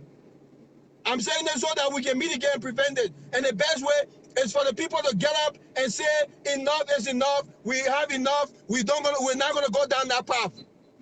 I think we remember our mothers and our sisters, the like of Lima Bowie and other women, market women, how they stood up, they laid down their lapas, they said that enough is enough. And because of the action, we were able to come to a place that we secure a some degree of peace, of stability. That is the kind of call I'm making now today for Liberians in Liberia. Let us not wait until the shed hit the fence. Let us come out now and say, it is enough now. If you who once were called a peace ambassador, if you cannot do what it takes, make all the sacrifices, bend over backward to secure the peace of Liberia, then all you can do for us to please step out of the way so Liberia can remain peaceful, so that we can go back to the old days. To say that we are, you must lead. Because if you don't lead, our people will be led into violence. I think people are parking here. I want to go up there and see if I can get a parking. So that's why we are calling on our people. Now in remarks, to what is happening in District 15. Look, the people of District 15 have spoken resignedly, and we will not allow the voices to be hijacked. If we play any game, whether it's about politics or about football or whatever it is, there has to be a rule. We have to adhere and obey the rules. We have to live by the rules. We are not under any obligation to compromise the rules. In the voting in District 15, 3 polling stations were compromised. 3 polling stations, the voting list and the voting material were compromised. NEC officials, when it's issue of quarantine in the political in the voting state, is that those ballot boxes will be quarantined. They will not be included into the tally of the final voting process. They will be investigated and then they will be authenticated. That's what a quarantine is. So NEC promised the teller UA team that they will quarantine those boxes or those polling stations. Only to come out again, and when they did the tally, they include those polling stations within the tally. That is a violation of the rule. That is a disregard for the process. That is, in essence, hijacking the democracy. And now people are saying we must get next chance. Let them give that chance. Yeah, we will give that chance. But however, I want the people to come out. There's the 50 to come out and say, as much as we are giving you a chance, we will also safeguard the process. We will come out and peacefully assemble and demand that the chances that we're giving you be used for the experiences of the salvation of our democracy, not for convenience or to please somebody. So as I see the people of 50 coming out, I ask all well-meaning Liberians who love our country, who are standing for democracy, to join them and support them. Let us reduce ourselves from that mentality, because it does not affect me, so I don't care. Because what affects one man today will affect another person tomorrow. So I call the people, I call the COP, I call the EFFL, I call the market women, the young boy, the pimping boy, to stand with the children and people of District 15 to say that we want justice in our voting process. We want our voices heard. We don't want it to be suppressed. We don't want it to be compromised. And I say a message to Tyler Ure and the people of District 15. Do not compromise, because this is about the future of Liberia. Do not compromise. Do not listen to anything. Listen, for the sake of peace in Liberia, do not compromise the voices of the people. And now let me give a special message to George Weah. President Weah, I want to say to you, I am disappointed in you, not because I didn't know that you would not have led the country properly, but I'm disappointed in you because I was under the impression that you love the country and you had love, sincere love for the nation. I knew that your love will not translate into good leadership. It will only translate into an opportunity for you to bring around the good people around you to help you. But I didn't have confidence in you that you are going to lead the people properly. But I was convinced that you love the country. But I'm not convinced anymore. Because the fact that you sit there and allow Jefferson County to threaten the Liberian people, to issue a terroristic threat to the Liberian people, that if the Liberian people come on the street to peacefully assemble, the Liberian people will meet flesh and blood on the street. And you say nothing. That tells me you do not love the country. Perhaps the love you have for the country is for your own interest. But I want to say to you that we will not stand back and allow our country to be destroyed. Liberia will not go to war for one person's sake. Liberia will enjoy the peace that we make the sacrifices for. So, President Weah, I'm saying to you now, in my request to you for the safety and the viability of the peace of Liberia, I'm calling upon you to please step down and step aside for the sake of peace. Because if you do so, our country will be preserved for the predicament and the predation that President Johnson made about your leadership. Thank you so much, Max. I want to thank you for the opportunity. Thanks. And if you have any question or discussion, I don't mind answering it. If not, I do stand by and reserve the rest of the time that then whenever I can be brought on again to better clarify some of the things I said in more details. And there's this national issue I started with, something that, because an advocate, I don't draw my lines anywhere. The situation about our older people that are supposed to be right now in Mecca, developments from Liberia isn't well at all. I saw the day before yesterday, Nigeria, Muslim leaving from Nigeria to go to Mecca, 3 flights. They left one after another, and I was seeing the process. It went so smoothly. Our older people were taken to RIA, or they left Monrovia for RIA on Wednesday, only for them to get there, and they took them to the Central Mosque in Smell Noticed. Since Wednesday to now, they're just sleeping there, and they have no idea as to what is going on. But they keep telling them tomorrow they flight, tomorrow they flight. I spoke with somebody there right on the show, about the start of the show, and the person went to see their mother from Monrovia, who took food there for their mother also, traveling as well. So I decided to flag the issue out. I've been talking about it today on social media, but I decided to talk about it today as well on my platform, to raise awareness about it, to ask questions and say, well, what is happening? If these people pay their money, why are they being detained on their own money, sleeping rough in the mosque also? They are all older people, vulnerable people also. So this is one thing I started the show with. What is your concern as far as you being an activist as well is concerned? Well, I want to say that our good, loving, peaceful Muslim brothers and sisters, they go through a whole lot to keep our country stable and peaceful. Those people fast for 30 days. They pray every single day, every Friday. And if they have the opportunity or the chance to go to make the pilgrimage, and that since that process is being undermined or maybe affected by some other dynamics, I think it is time for President Weah, for the sake of the country, to step forward now. And he have a private jet that was been loaned to borrowed to him by his friend, according to him. Let him put money in there. Let him take money from Liberian people coffer and put money in there, so our mother and father, our elders, can be able to go to Mecca and make the pilgrimage. I think that would be fair. I don't mind if you go into Liberian coffer and take money and fuel that jet for them to travel to Mecca, because those people are taxpayers. They are loving, peaceful, loving citizens of Liberia, and they are our parents.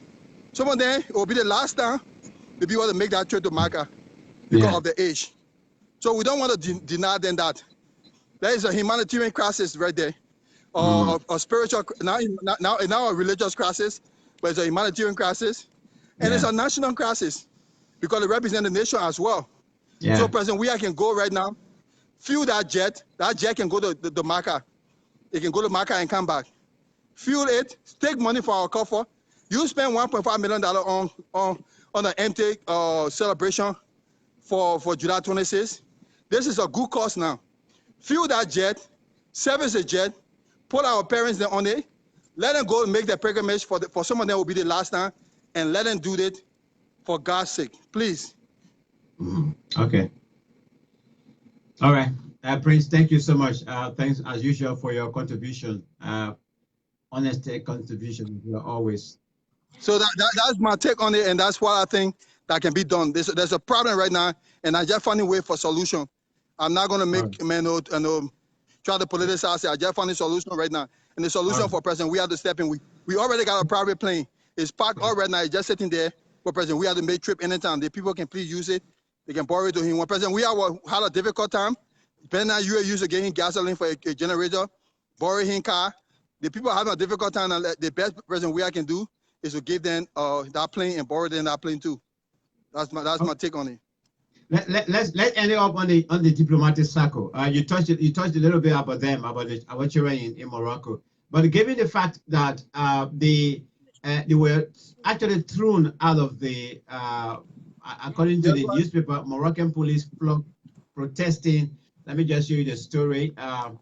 Protesting student, it says here, Moroccan police flogged protesting student at Liberian embassy.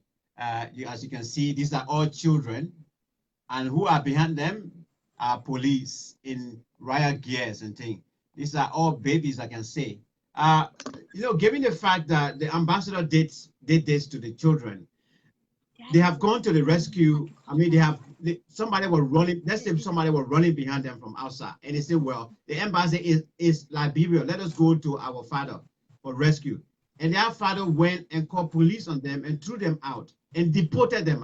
What I've been saying here, that actually he deported them because that ground is the Republic of Liberia. When you throw your citizen out, then you have deported them. So what is your take on this issue in terms of dealing with diplomatic issue like this? And I've been calling the president that they men should go. Well, it's not just a diplomatic concern; it's a national security concern as well. Our embassy in every country is our places of refuge. Is where we go to seek refuge. If we are on that ground, we're on Liberian soil. So for our Liberian citizens to go there and be on Liberian soil, you have your constitutional rights, which is also guaranteed under the Constitution, the right to peaceful assembly as well. For them to go there and the ambassador do such things, that ambassador have become personnel non grata. He needs to be recalled, he needs to be withdrawn, he needs to be fired. And as in regards to the Moroccan police are peaceful, loving people. They execute. They are there to serve and protect. If the ambassador called them to serve and protect, they will serve and protect. So they were acting on the order of the ambassador. So whatever happened, it happened based on the order of the ambassador. And henceforth, Judge Weah needs to recall him. And he doesn't have the legitimacy to serve the Liberian people again in a foreign capacity. He embarrassed and disgraced the country. But here's the thing. That also goes to where you have a government that doesn't care and respect its people. That's what the consequence will be. And that's my own take on that. Prince, we want to appreciate you this Friday afternoon. Thank you very much. Thank you, man. Keep up the good work, and let's deal with the bread and butter issue and forget about the other politics and other distraction. Thank you very much. Okay, I appreciate you. All right, this is what I was saying. Somebody is on the line. Let me see who is on the line. It's Amos. Let me see. Let's go on the line. I want to talk. I want to read a story because this is a story I was talking about. And I will keep saying that. I will keep boasting about it. When the children appear on the show, I suggested to them that they should go take all their things. Those of them that are at risk of being thrown out of their homes, they should take their suitcases and go to that embassy and say, we are not leaving, we will stay here. And the children did the same, and they did the same. Those of you that keep sending me messages in my inbox that, that I have incited the children also, you come and get me. I think you have to pass, you go to the Queen. You're ready, Queen, let the Queen take me out of here and send me back to Liberia. But I would. Morris, Amos, welcome. Let me end there. Let Amos come in. Amos, I know you've been following me bit by bit on these issues. As a father, 2 people already contacted me here in the UK. They say they have their children there. They're very worried. And somebody sent me numbers last night from Liberia. Said I should try the number. I tried the number. I think the child phone is taken away because according to them, when they went to the embassy, the ambassador ordered that their phones should be taken away from them because he feared they shouldn't record whatever they're discussing there. And this is what happening now. So the parents back home are worried. They are not getting in touch with their children. The children are worried. They are not eating. And for me now, I don't even know where they are because we're even expecting them on the show today to give an update. But up to now, I can't see any of them online. Maurice, Amos, what is your concern about all of this issue we're covering? Mike, it is concern is alarming. But to me, on the other hand, it's no surprise. This story, we started it on another network about 2 weeks ago, and they had gained the momentum. Today, in Liberia was on the radio again. Joe FN, Costa, they all carried the story. So I negotiated everything for them before yesterday. Yeah, now, but yeah, it's the problem. Despite with all this noise we're making, Mike, you cannot see any movement from the government. No movement. And the children are seeing this year. The boss said this month that the minister emphatically told them there's no money.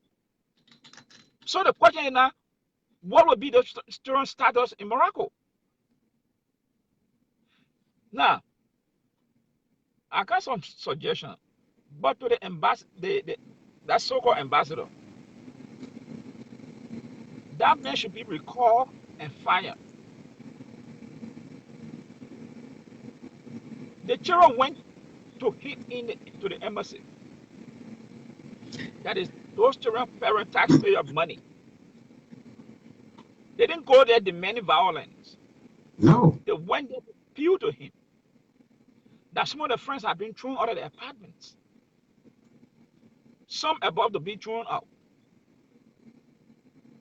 If the ambassador, all he could have done was, you know what happened? Maybe the embassy cannot host all of you in the house or the residency. But the company, you can stay there, we can talk to the government in Liberia to see what can be done. But instead of that, he decided to call police. Now, even before calling police, you see that why I always say these people are very calculated, wicked. You seize the children's cell phone, and you know, today's world, you don't have a cell phone. You are isolated from the world. Yeah. You seize the children's cell phone under the impression that you don't want anything to be recorded and people order for public consumption. Okay. But you had a different meaning. What you were doing was different from what you were telling the children. You call police in, you seize the children's cell phone, they put the children, some of them even said they left the luggages and things in the compound of the embassy. And they are now afraid to go back to retrieve it because fear that they might be arrested by the police. So you are telling us, or the real government is telling us, that if you are a Liberian citizen in any country, when you are in trouble, don't go to the Liberian embassy because there will be no hope for you. Yeah. Or the embassy, they are not representative of you. Now, the question that I'm asking, if the government is telling John no money this year, why the president cannot send his jet to bring the children back home? That's it. Easy as that. Let me say something to the children. Many of you are 16, 18, 20, 25, 20, 26 years old. You're not like me. I'm 50 plus. You got a whole lot in front of you yet. You're spending 1 year in Morocco. You now have to make the choice. If you think the government will sponsor you, stay. But if you think the government will not sponsor you, ask to go back home or call your parents. If they can raise money, you go back home and start your education. 1 year, people sat in Liberia for 14, 10 years, they didn't go to school. 5 years, they didn't go to school. But today, some of them were able to achieve what they wanted to do. Resting your life in Morocco, that's not the Western world. We all know disrespect. That is not the Western world. It's not Germany. It's not France. It's not Britain. It's not America. It's not any country.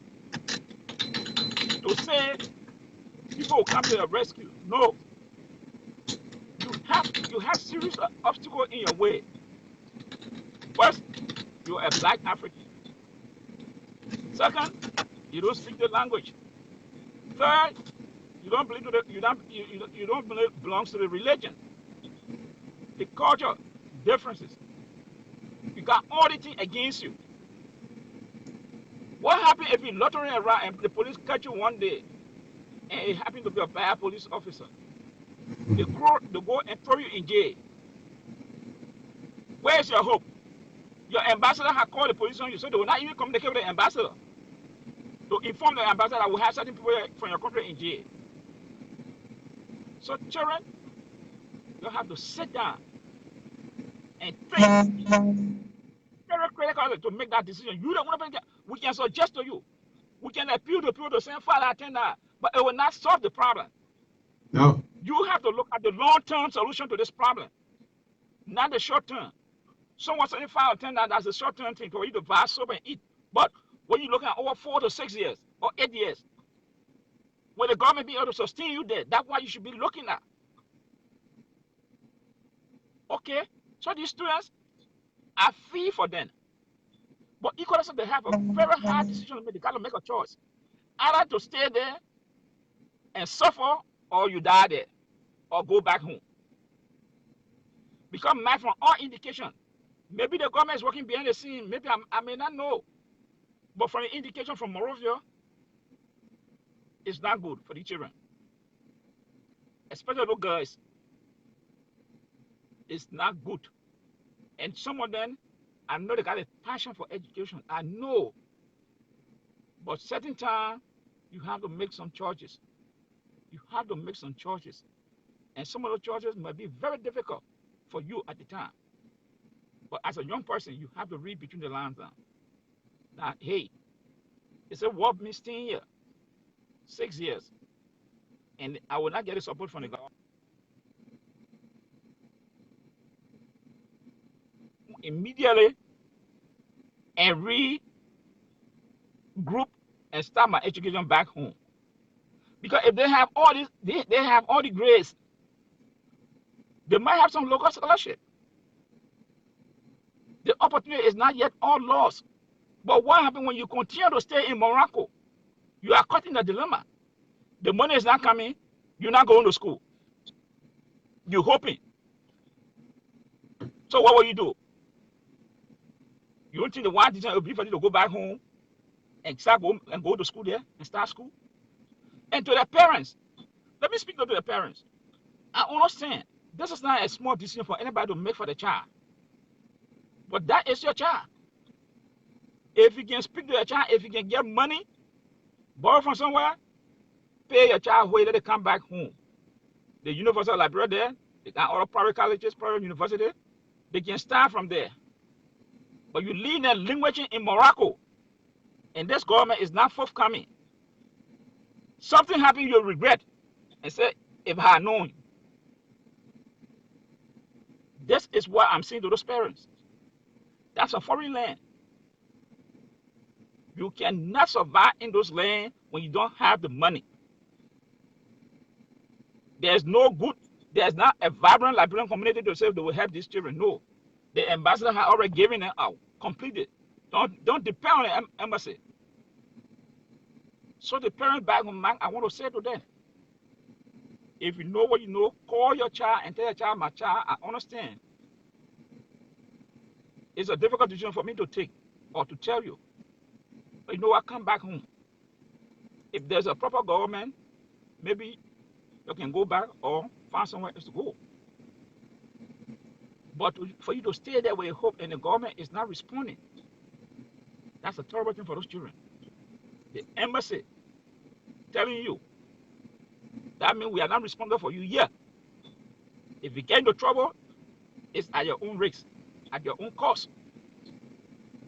We will not be there to represent you. So what happened to those girls, those 16, 18-year-old girls?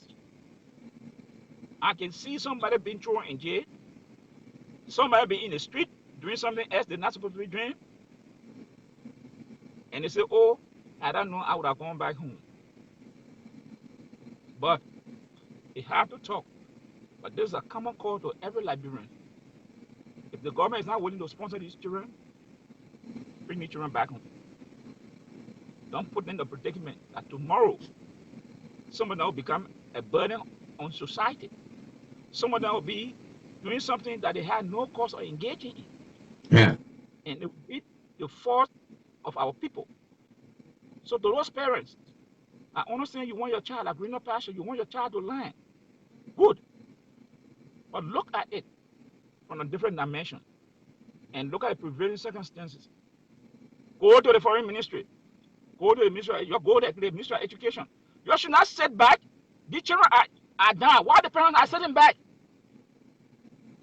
Organize yourself and go to the Ministry of Foreign Affairs or Ministry of Education to tell them, if you cannot, and we want to guarantee for the next 4 or 6 years, if we cannot get a guarantee, then you bring our children back home. That is a solution, Mike. The parents should not sit down, organize yourself and go to the Ministry of Education, go to Foreign Affairs and tell the government, if you cannot sponsor your children, bring our children back home. They went to school here. They finished high school here. They excelled. They made good grades. Let them come back and go to the local university. Why sometimes if any other opportunity they can go somewhere else. But to keep them there is wrong. And that's just my look. This is the straight up match. We should not sugarcoat the thing here. That people's lives involved. I was in Ghana, and I know what happened to some Liberians in Ghana. Yeah. Some people were put to jail, and there was no way for anybody to go on their behalf. So it's a sin in Morocco. The boss said some students have been arrested there before. So why parents are sitting in Morocco hoping that this government will change? If the government do it, let it give you assurance immediately. But if there's no sign, then you ask the government to bring the children back immediately. So that's my take on that issue before I go to what is unfolding in Liberia. You know, the election, Mike, it is sad. The senatorial election, which is the entire county, you have been able to get 90% of the vote already. Yeah. A district comprised of about 39,000 or maybe 39, I don't know 39,000, I don't know what the ratio, 39,000. And you are taking a longer time to get the title of that district. And there is the exit poll. That is the data that will coming in that you all sign on. It shows that the lady was leading. So, if you come back to say, oh no, she's not leading, but the man is leading, and those tallies that were coming that you sign on show that she was leading, then they become a problem. They become a problem. But more what makes it so difficult to explain for the government, for the commission, is that President Weah went to the district and said as long as he's president, the Euro will not win election. They are killers. They are criminals. They will not win elections. And nobody, the American embassy near Monrovia, did not say a word. The church, the Muslim council, the traditional leader never said a word. Now, if the president of the country, who control the election commission, who have state power, come out to make that kind of statement, that means a whole lot to the democracy that we are talking about. Why would the president come to say that kind of, to make that kind of statement? That's that this person, as long as he's president, they cannot win the election. What was he coming from? Why he said that? Don't you know that word has the potential to undermine the entire process? Of course. Yes. To even endanger to even put the National Election Commission chair to be in danger. Of course. And this is what's happening. People now start attacking the National Election Commission personally. Because you have put a commission in a predicament of a very statement you made. One person will think that George Weah has monopoly over Liberia. Why? Now this is a dilemma that we are caught in. How can the election commission come out to say, oh, I will come out won the election? Your statement, your own statement, undermine the entire process. What personal between you, let it be personal. But don't go after her daughter, his daughter. Abu Kamal is a criminal. He's a rogue. By all indication, is there the document here? Say confess to it. They say you want criminals to cover you up in your deeds. Look, the Liberian people has spoken, and they must remain resilient. That they are seeing today, they will not accept anything short of you not winning, because from all indication that that you will win the election. And anything short for that, they will not accept it. And President Weah claimed about those statements he made the other day, thinking that, I don't know what who advising the world in the public to make the kind of statement. I don't know where it came from, but that undermined the very peace and democracy that every day they come on to say, oh, we enjoy the peace and tranquility of this country. No. If you are enjoying the peace that you talk about, you don't speak like that. Because if you speak like that, that means you're trying to undermine the very thing that you say you're trying to protect. That is wrong. And for Jefferson, and just to put the icing on the cake, Jefferson Kochi. You know, Mike, if you remember, that phrase Jefferson Kochi always using, it's not his first time. Last year, I think he used that same phrase, blood and water. Yeah. It's not his first time. Last year, he used that same phrase. We discussed it. He used that same phrase. And what Jefferson Kochi said in his press conference, he said that we can go into our violent move. Not because I'm sitting mayor. He said not because I'm saying, he said we can go into our violent move. And President Weah, you are the president of Liberia. You have your city mayor, who you say is the head of the youth movement of the American wing of the CDC-led government.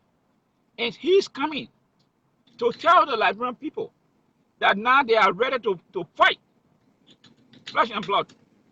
If anybody wants to undermine the peace that they have fought for. But what kind of peace Jefferson Kochi fought for? What kind of peace Jefferson Kochi fought for? Jefferson Kochi, what they say you're watching Chucky Taylor car, that's the peace he fought for? To come and tell the Liberian people that to preserve the peace, if anybody talking about the flesh and blood would be shared. So is that the peace? Jefferson Kochi? And the president sanctioned those kind of statement. He doesn't come out. The government doesn't come out and say, oh no, we condemn this statement. No. They sanction it. So it's to tell you, these people are not prepared to accept or to maintain the peace of Liberia. They want to do lip service with it. Lip service to tell people, oh, we want peace. And like what I continue to say, you cannot be doing lip service to people and you say you want peace. That's lip service. Because it should be showing in your action. Yeah. It should be showing your action. The other day, they led a group of people to go to the United Party headquarters. Is that a peace? So I just tell people, right, Liberian people, the Weah-led government should start playing on the people. You cannot be talking those things and tell me that you, every day President Weah say, oh, I want to maintain peace. You don't want to maintain peace. You the person, and you go there and say, SYZ cannot win election in Liberia. Is that peace? Your Senate mayor come and say, if anybody try anything, they want to assemble, will go there. And we'll meet them, we'll disturb them. Is that what the Constitution says? Is that a peace that had to preserve the peace? But moreover, the Muslim Council, the Christian Council, what they call it, the so-called zones, or so-called order of Liberia, they hear all these statements. Yeah. They do not come to condemn. They do not come to condemn any of these statements. They do not come out. But if there's an opposition person that say that, then you see all of them rushing. When they see people talking about demonstration, they all came that they don't want war. People want to bring war. But what about those statements that the president and his Senate mayor are making? And now those war cannot be tantamount to war? So here's the issue, man. The Liberian people have the right. And they spoke the other day through this by-election. And I will ask them to remain resilient. They should not accept anything short of the victory. Because what we're seeing, Mike, is a prelude to next year and 2023. Yeah. This is a prelude to next year and 2023. Because if the government continues and getting away with it, definitely they will tell us we can do anything in Liberia now. Nobody will say no to us. So they must remain peaceful, but focus. They should not accept anything that what they vote for what they voted for, that what they should have. And it is not time that if we are government, take this thing and move on. They're supposed to go back on the drawing board and ask themselves, what we are not doing right, that the Liberian people not rejecting us. Yeah. How can we move forward? That should be what they should be focused on. You say to create more confusion in Liberia. And let me take on the issue of the Muslim, those people that are stranded in Raosi. Mike, this is what I will continue to say. You see, when few people got control over certain things, these are the things that happen. Those people go, they go and pay the money.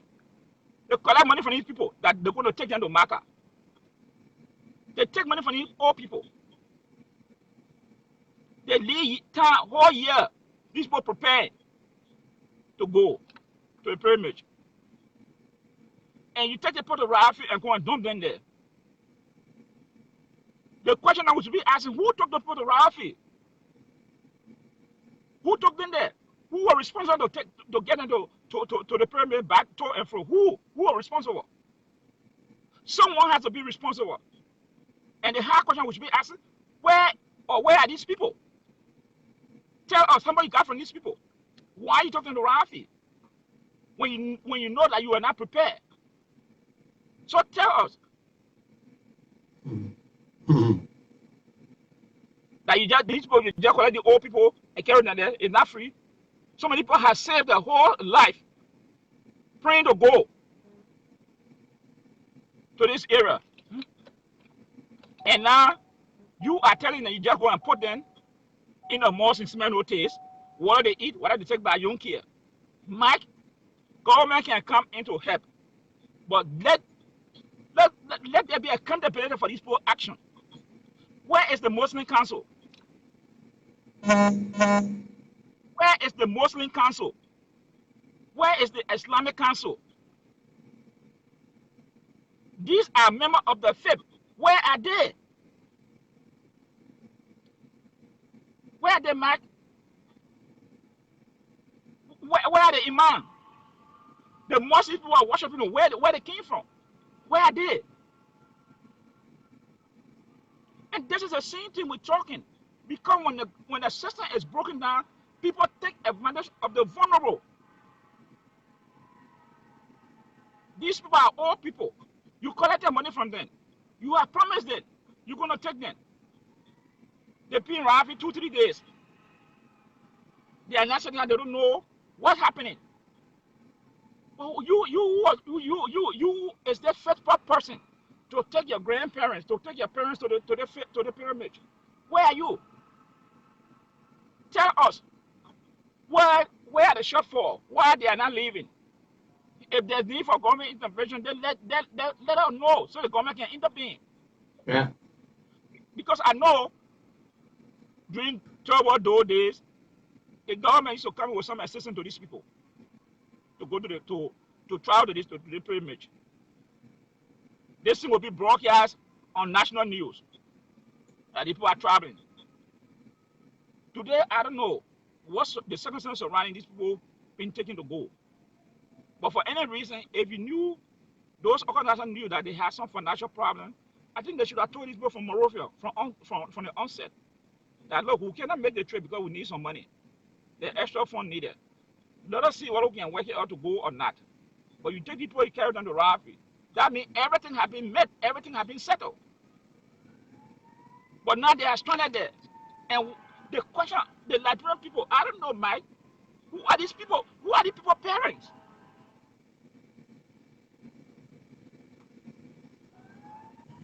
Yeah. To ask the question, how did people get to this point? What's wrong in Liberia, my people? So it means that people can just go and do people and just take money from certain people and just put it somewhere, and they are the most of that person. And even when things going wrong, nobody can stand up on behalf of these people. This is sad for the country. And that is some of the reasons some of us see the religious people are even worse now than the politicians. Because why would you take all people and put them to Rafi? Who's going to be responsible to feed those people? How are they going to get shower? How are they going to eat? And these people are there stranded. And nobody from the organization saying anything. Where is Islamic Council in Liberia? Where are they? They don't have to come from your mosque, but the matter of fact, they belong to that religion. So if there's anything going wrong with them, you should advocate on their behalf.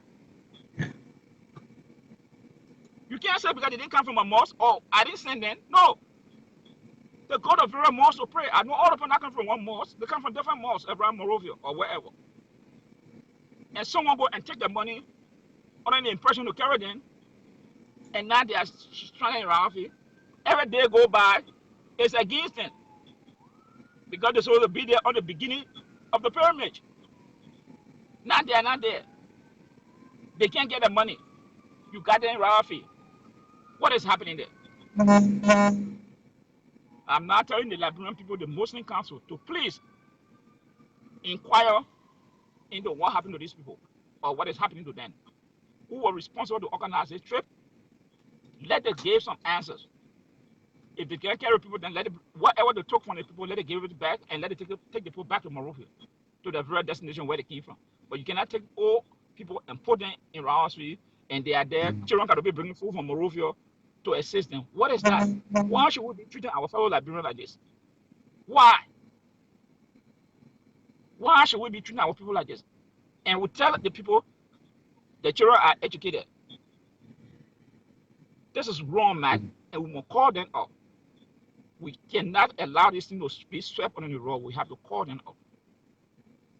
And the last issue, I know was not part of maybe it didn't appear in the paper, is the issue on the last night. The hospital in Tapeta, the government has been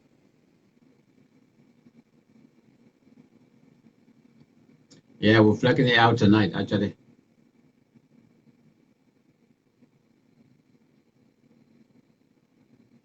It will be on the top of the print news tonight. I think we're losing Amos now.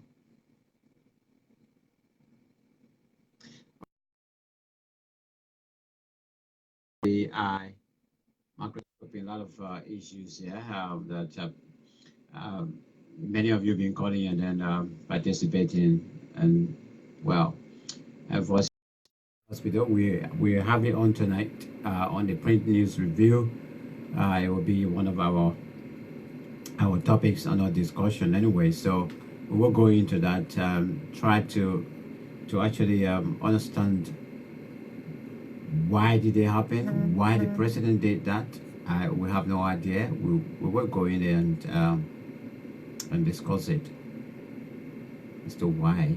We want to ask the question why, and we want to help to answer the questions as well. Yeah, I'll take a short break. I think when I come back, we'll be taking leave. But let's go to MC Carrie here. Better for the one. They just say I'll be that player. They can't do anything. The first of the people, yo. My Ali, Jawia, bring our money back. My Ali, Jawia, we want our money back. My Ali,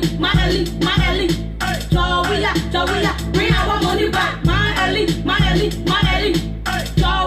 Jawia, we want our money back. That's also big as a book. Stealing for hungry people. All our name, contract to who we carry complete. Continue work for free people. We're all our police people. That kind of story my people will listen to. Students not go read the school. Don't bring the 60 billion. Black people fall in the street. Bring the 60 billion. Paper people in the bring the 60 billion. Musicians stand up in the 30, bring the 60 billion. We want a 60 billion. To be gone and be road. We want a 60 billion for people in Logato. We want a 60 billion. See heroes are killing people. That's why it's not a show. I'm fucking Jaraco. My Ali, Jawia, bring our money back. My Ali, Jawia, we want our money back. My Ali, Jawia, bring our money back. My Ali, Jawia, we want our money back. Tracking for culture where I was 60 billion. That's what that lady wanted to flag with the 60 billion. Now make a daily minister for the 60 billion. Then you can tell us, we not get no 60 billion. Now making fun of what can be fun at 60 billion. Go work for the meme, second man, you come in. Go work for security, the flying will continue.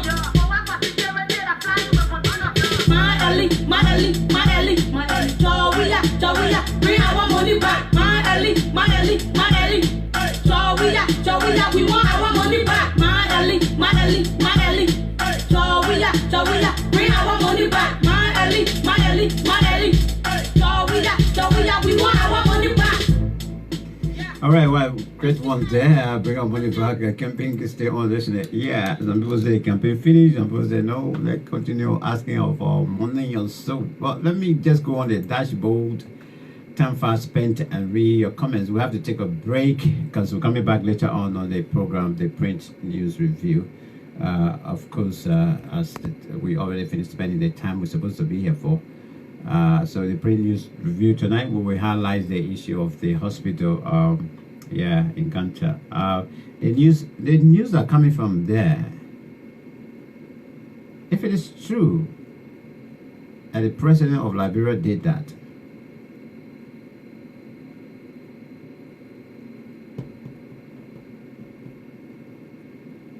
you know, there's a brother in America, Giant, Ashford Garley. They've got this show. They normally do it like a football, and then they got some player you can refer to as Diko Kovaho. You know, it's funny but it's serious, entertaining, and then at the same time, seriously, the messages are in there.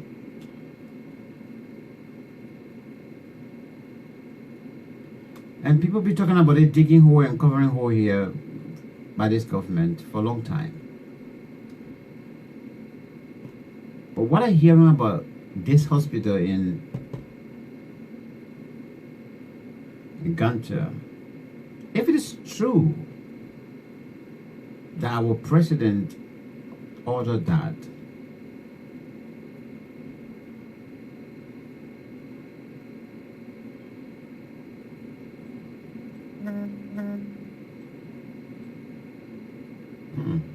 I really want somebody to again come again and try to convince me that really Mr. Weah is a loyal to this nation. You know, that he's a patriotic citizen.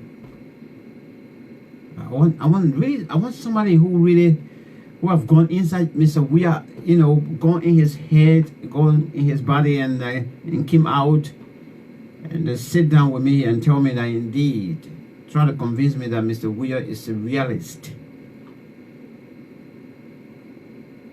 Got this news about the hospital in Ganta.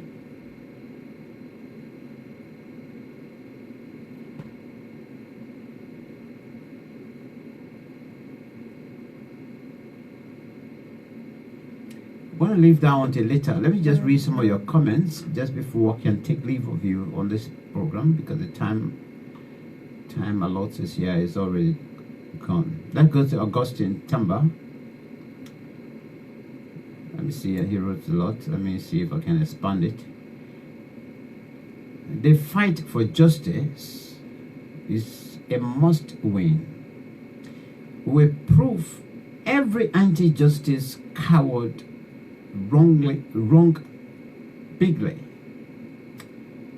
Anyone who thinks his or her life is more important than the 250,000 people that were murdered gruesomely should think again.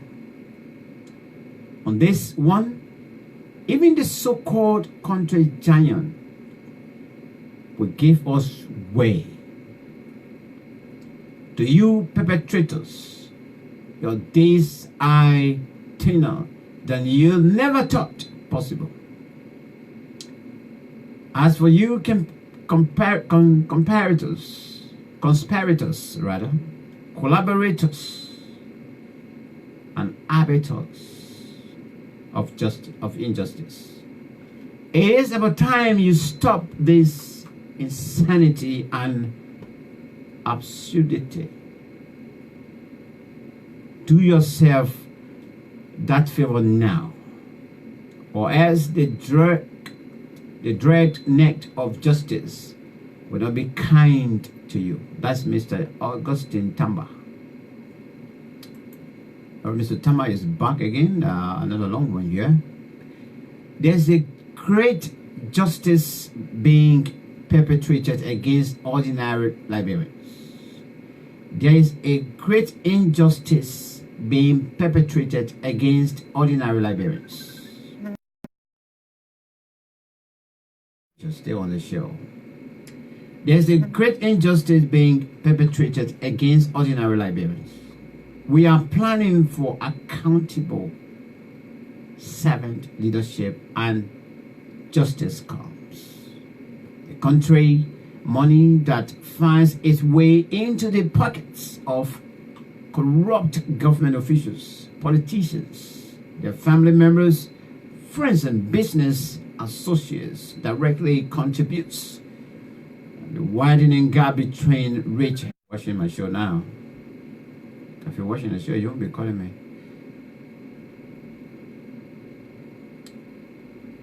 Friends and business associates directly contributes the widening gap between rich and poor Liberians. It is money that might have been used to improve the living condition of the people. I am not a politician, nor do we harbor any political ambitions. As citizens of our country, we have elected government to represent our ambitions and concerns. We will demonstrate in accountability. We will demonstrate in support of equal justice and equal accountability for all Liberians. That's one ends there. This one says here, Augustine Tama, what country can preserve its liabilities if their rulers are not warned from time to time that their people preserve the spirit of resistance? The only answer to injustice, oppression, and impunity is resistance.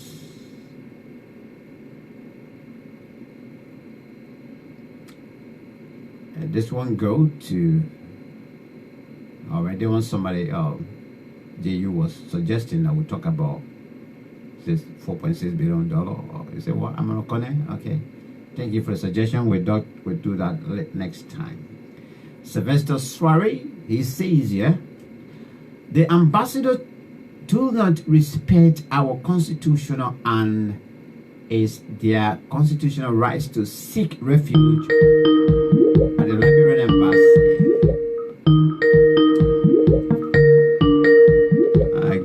Getting a call now. Let me see.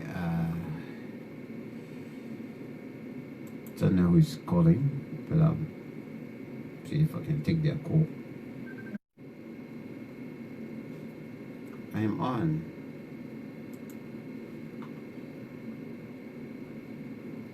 I'm still on.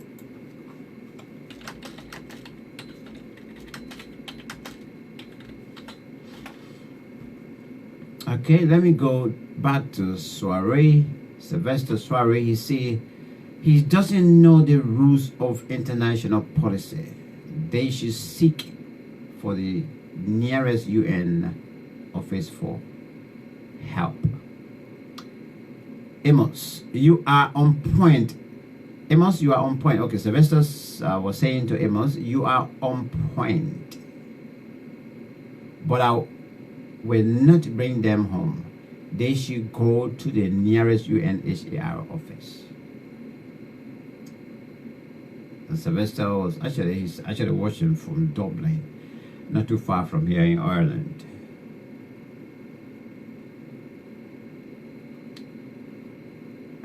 Benson, I don't know, are you on? I can do the exception and bring you on. Let me see. Because I just finished now. Let's see what. Oh, say no answer for guests. Why? Benson want to come on. Why no answer? Let's try again. Now, Benson is not working. It's a no answer from video call. So you need to, yeah, I think something wrong from your end. I think so. Yeah, I think something wrong from your end. It's not going through. All right, so hopefully, thank you for joining us. I'm all the way there, Dublin. I'm due there next year for holiday. All right, so let's see. Thank you very, very much. Sorry, Benson, we can't get you because, yeah, for some reason it's not. Facebook's refusing for you to come on. No answer from last video guest. All right, so we addressed the issue of the show. Like I said, it was in solidarity with our children in Morocco, and we addressed the issue as well. We talked about them, and then we also talked about, you know, our mothers, our fathers, or grandparents that are right now stranded right there in Smell Northeast, who apparently they left Monrovia on Wednesday en route to Mecca. We don't know what is happening there. They are still stranded, and they keep telling them tomorrow your flight, tomorrow your flight. So they're sleeping there tonight again. So not really good news from there, because they are all older people, and since Wednesday, only today they carry food for them. So I'm really, really pissed about that as well. We also talked about the National Elections Commission saga, because the dispute is still ongoing, and we don't know how is it going to end, but we know it's quite serious. The Elections Commission is going by the statute, you know, which says that they have 14 days to announce the elections or the results, right? So that's what they're going by, even though we are crying, oh, one announcement, but they are still within the law, the stipulation of the law anyway. There are disputes. We must admit there are disputes. One of it is what Amos was just stretching on. When the president made that statement, that reckless statement, it was an indirect threat to the National Elections Commission to tell any citizen that under your watchful eyes, you will not win election. That was a serious threat. I'm not talking about all the things that he added on, which of course he shouldn't have said.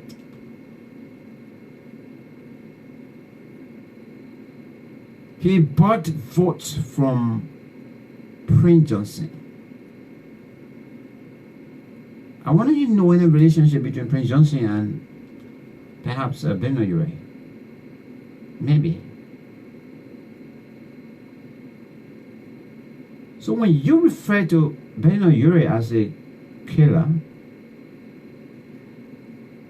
how do you refer to Prince Johnson and some of the guys that you know there in the government, your government?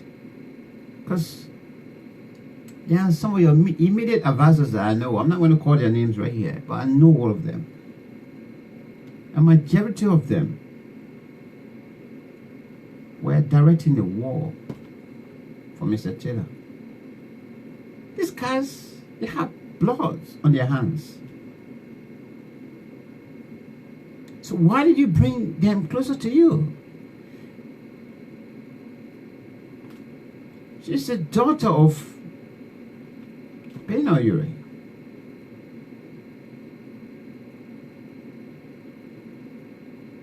So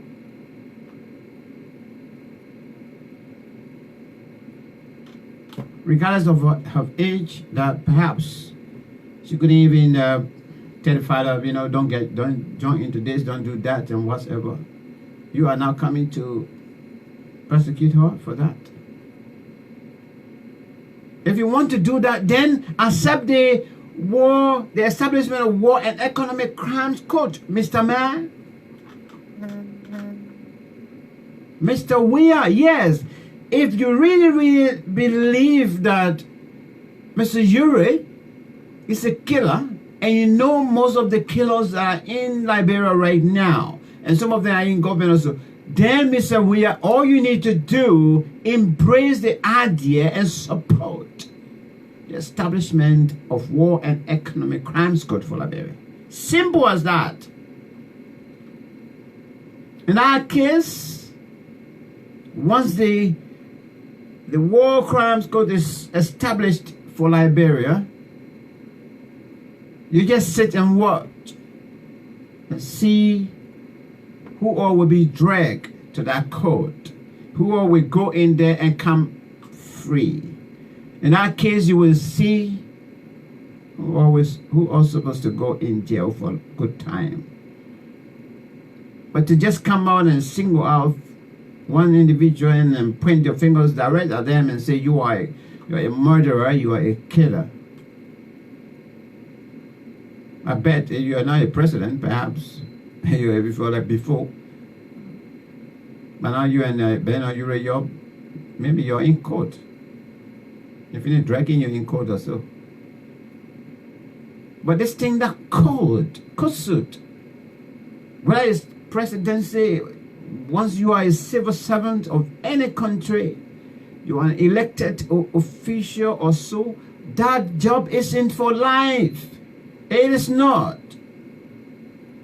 The same way today, those are you appointed and you can take the job from them at any point in time. The same way you're doing to them, the people of Liberia can also do the same to you. Regardless of whatever or however you are looking after them. And so for me, I feel sorry for the chairman of the National Elections Commission. I feel sorry for Kokoya. Because when your president or when the president of the Republic of Liberia speaks in such a tone and say, honor my word, honor my leadership, honor my eyes, honor my nose, you, this particular individual, you can't win election once I am president. You are putting the election commissioner, the chair of the election commission, in a serious jeopardy. Because his fear now, whether if it is true, genuine, that it is a fact that the opposition won the both seats. He have to be looking on his shoulders now, as to what is happening. What will happen if we really go by virtue of what the tally is saying. Because you have to remember as well what the president said yesterday. Now, will he actually accept that all the two positions go to the oppositions, or the other way? Try to balance it. That one goes so, one comes so. One goes so, one goes so, and the president right in the middle also. So right now, the Elections Commission chair, by virtue of that, he is in serious trouble. Nobody should joke with him. Nobody, me, I'm not taking a light on him. I'm feeling sorry for him right now. Because to be brave now and say, well, quite frankly, as far as the procedures are concerned, as far as the voting process is concerned, Ms. Yuri won the election and Mr. Dillon won the election. But now, where is he going to sit? Where is he going to be to make that pronouncement? It's where the problem lies now. But how?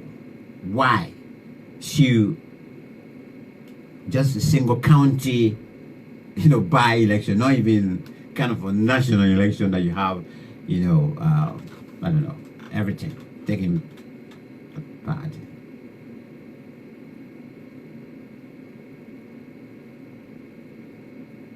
Huh?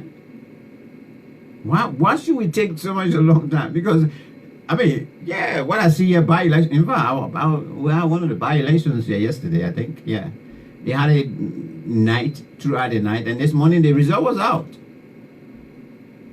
Yeah, throughout the night last night, they put on the radio. They said, well, result will be out in the morning. And indeed, people slept there, counting the ballots, and this morning they announced the results.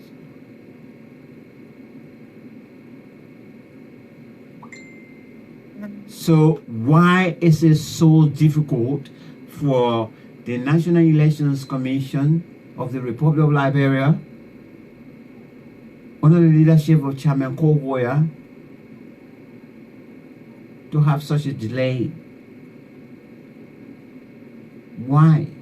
I can't understand it. I can't comprehend. No way, no comprehension in that. But the only thing I'm trying to analyze here from my own understanding,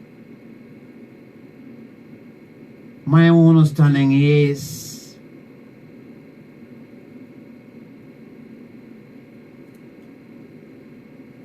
the chairman is afraid. He is scared. He's scared of Mr. Weir. Because the statement that Mr. Weir made then, maybe if it was somebody else, or not any of the jurists or so, maybe right now, by now we're talking different in that they finish announcing that making that pronouncement a long time. We finish knowing it. But the issue of the jurists are in the picture. And the president coming out to say, no, one of my watchful eyes, it is impossible. Nobody knew, any of you, none of you will contest election in the Republic of Liberia and win it. Will never happen. So even if it went through, the facts are there. Somebody will have to manipulate it somehow. And that's what's going on right now. That's what exactly going on. So I can't blame him. You see, the last time when he requested for money, it was $2.5 million, right? At the initial state to conduct these elections. The guy who is the comptroller of the Republic of Liberia, he is also the Secretary General of the ruling party. So number one, let me tell you now, he's taking pay as a comptroller of the Republic of Liberia, and he's also taking pay as a Secretary General of the governing party. Because that job is not free. All of them are on. All of them are on salary. All of those guys on as National Executive Committee members, all of them on pay. Where they getting money from, we don't know, and they are in power. And so, this is a man. I think about a week or 2 weeks to the election or so, he requested from Chairman Kokoya that Chairman Kokoya should give him the report, written report of the initial $1.5 million before he can release the balance $1 million. And Kokoya was there crying, we need money. We need to pay our guys that we're hiring for these elections or so. You'll give her the money or whatsoever. They may say, me, I want report. How can you give somebody a project? The project hasn't completed. And the person gave the budget. Give me the overall budget for me to take your house from how do you call it, from foundation level until we can have this zinc on it. It costs $2,000, for example. And then you gave me $1,500, and that was $500. I've gone halfway, the money getting finished. And I ask you, well, the budget's getting low, where's the money? I need a balance money. Then you're telling me You the house owner, you tell me who have given me the contract. You telling me I should give you report for the 1,005 before you can give me the 500. Does that make sense? It doesn't. To me, it doesn't. No, it doesn't. And so I'm going to end it here because time, and of course we've exhausted all of our time. I want to say thanks to all of you. We're getting there small, bit by bit. We're getting there bit by bit by the grace of God. Hopefully by mid of September we'll be back. We'll be okay fully. But for my end, I want to say thank you so much for today, for watching and for everything. Thank our team.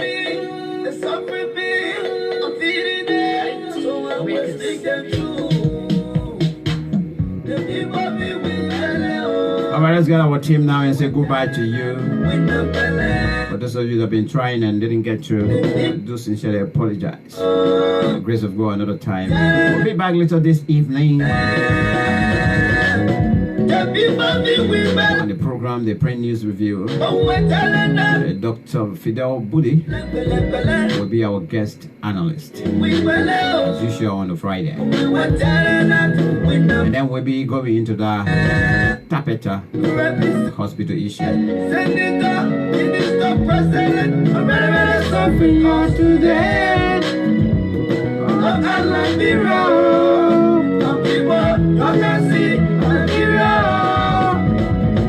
Alright, from my end, God bless you. May God bless the continent of Africa. And above all else, as usual, God bless Mama Liberia.